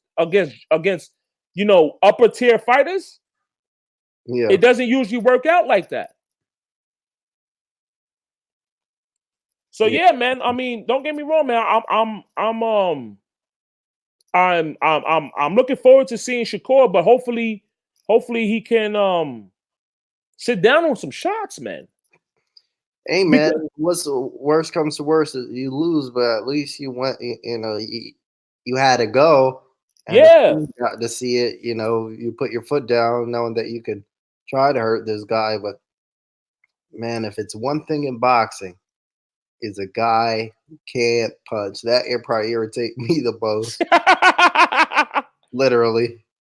but it's like the thing about it, some of these guys, they fight scary. A lot of these guys, and it's like, what's the point of fighting? What's the point of boxing, dude? They don't want to be in there. If you're gonna fight all scary and shit, don't fight at all. Don't fight at all. Because boxing is a dangerous sport. Like, there's other ways to make money in this society. Yeah. You know what I'm saying? Like if you're not, that's why I respect about Wilder so much. Like, he commits to his power.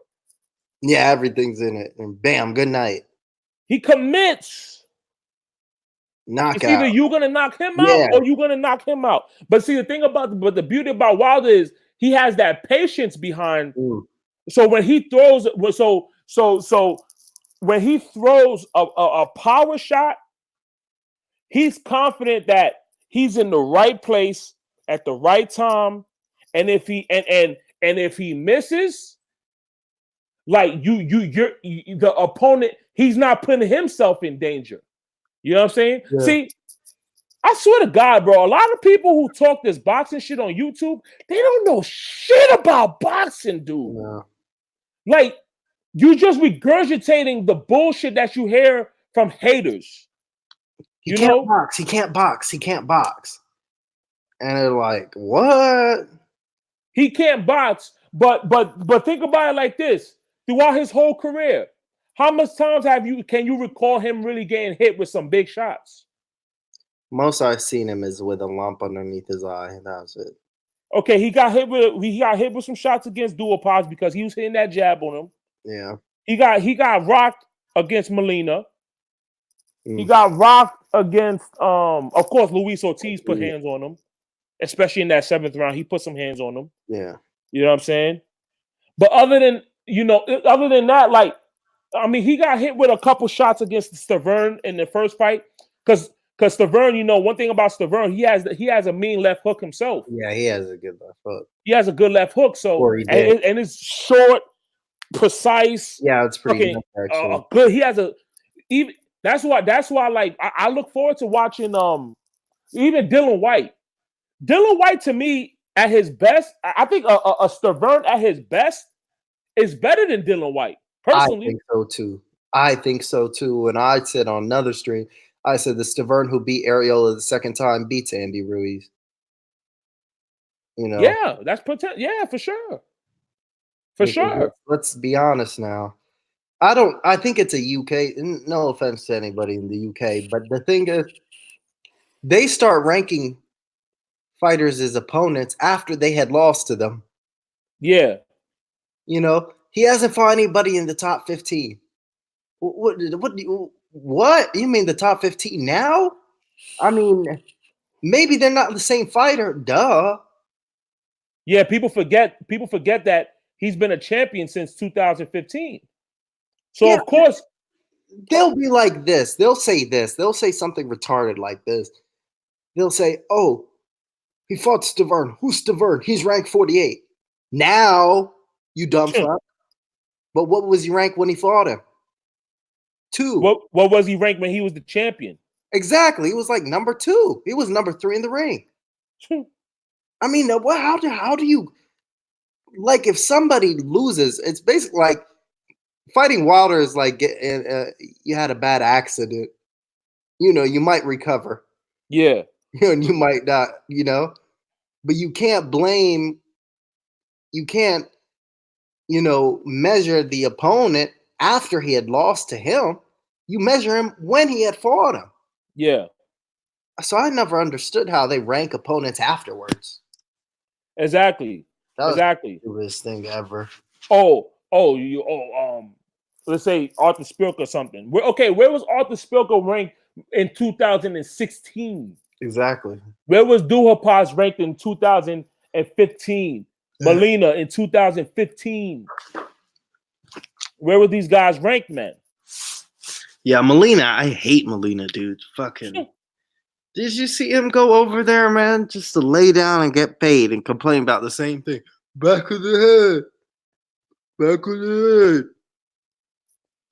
Dude, he better get out of boxing because he's going to get killed. Like, no lie. Yeah, man. That's what I'm saying. Like, these dudes, man, this boxing shit, does. Like, these people don't know nothing about boxing, bro. Nothing.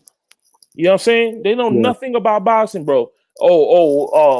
Wilder can't box. Wilder can't box, but he's not out here getting bludgeoned and shit like that. Like, look at Wilder's face after fights. Yeah. Maybe a puffy eye. That's natural. Of course, in boxing, you're gonna get hit and shit like that. But dude, he's not getting hit like that, dog. Nah, he isn't. He's not getting hit. He's not getting bludgeoned all the time in every fight. You know what I'm saying? AKA Tyson Fury, AKA Dillian White. He's not. These guys are all getting touched. When was the last time Deontay Wilder? When was the last time Deontay Wilder got knocked down? He got knocked down against some jobber he fought years ago. The Sconiers dude. Well, apparently that was a hit behind the back of the head. I heard Jay Diaz talk about it. But it's. I mean, Joshua has been down now how many times? 5 times?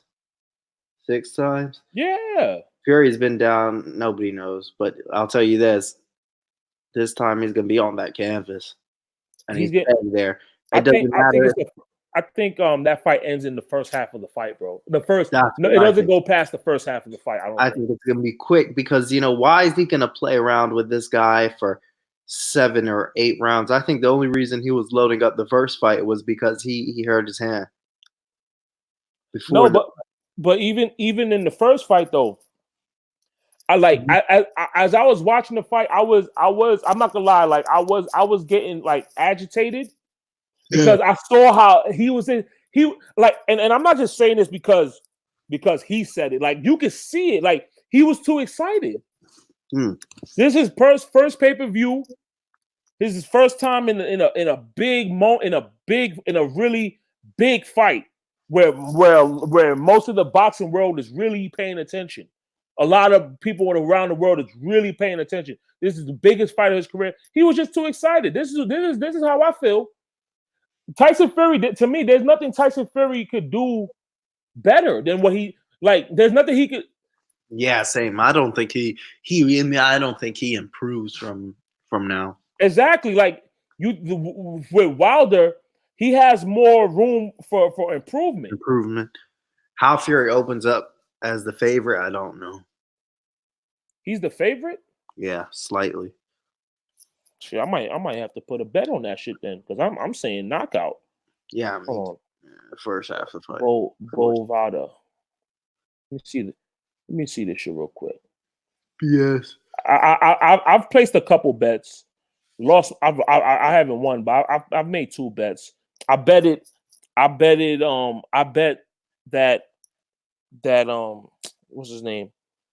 That he was gonna lose Dylan White. I thought he was going to lose that fight. And I placed a bet on another fight. I don't remember, though. Let me see something. But yeah, he can't. And then on top of that, like, he can't box, but he has a bronze medal. That don't make no sense, bro. You can't have a bronze medal. You can't box. Like, that don't make no sense. Only guy who medal that year out of USA too. I want to give him credit for it. Man, Wilder came a long way, man, because you think about it. Wilder was the least experienced dude in that whole Olympics. There was guys, Demetrius Andre, because I remember during that 2008, They had a lot of people, dude, on that team. They had Andre, they had Sean Estrada, they had Rashid Warren, they had Gary Russell. Rashid Warren, that's another pillow. Yeah, he's another guy who can't touch. But he's a piece pillow fisted. Rashid Warren is pillow fisted, and he doesn't let his hands go. Yeah. Whatever they got going on whatever they have in that whole, you know, Broner and promotion stuff. It's all of them. Easter, they all have the same problem. They fight scared. Yeah, they fight timid and shit. All right, man. I think I might hop up out of here. All right, no doubt, bro. I'm trying to think. Maybe I'm thinking I'll probably do a live stream on Saturday. All right, yeah. So I'll probably do like something like Saturday morning or something. We could Okay, cool. I'll get on yours. Yeah. All right, man. But yeah, man. Good talking to you, man. We talk soon. All right, bro. Peace out. All right, peace out, dog. Peace.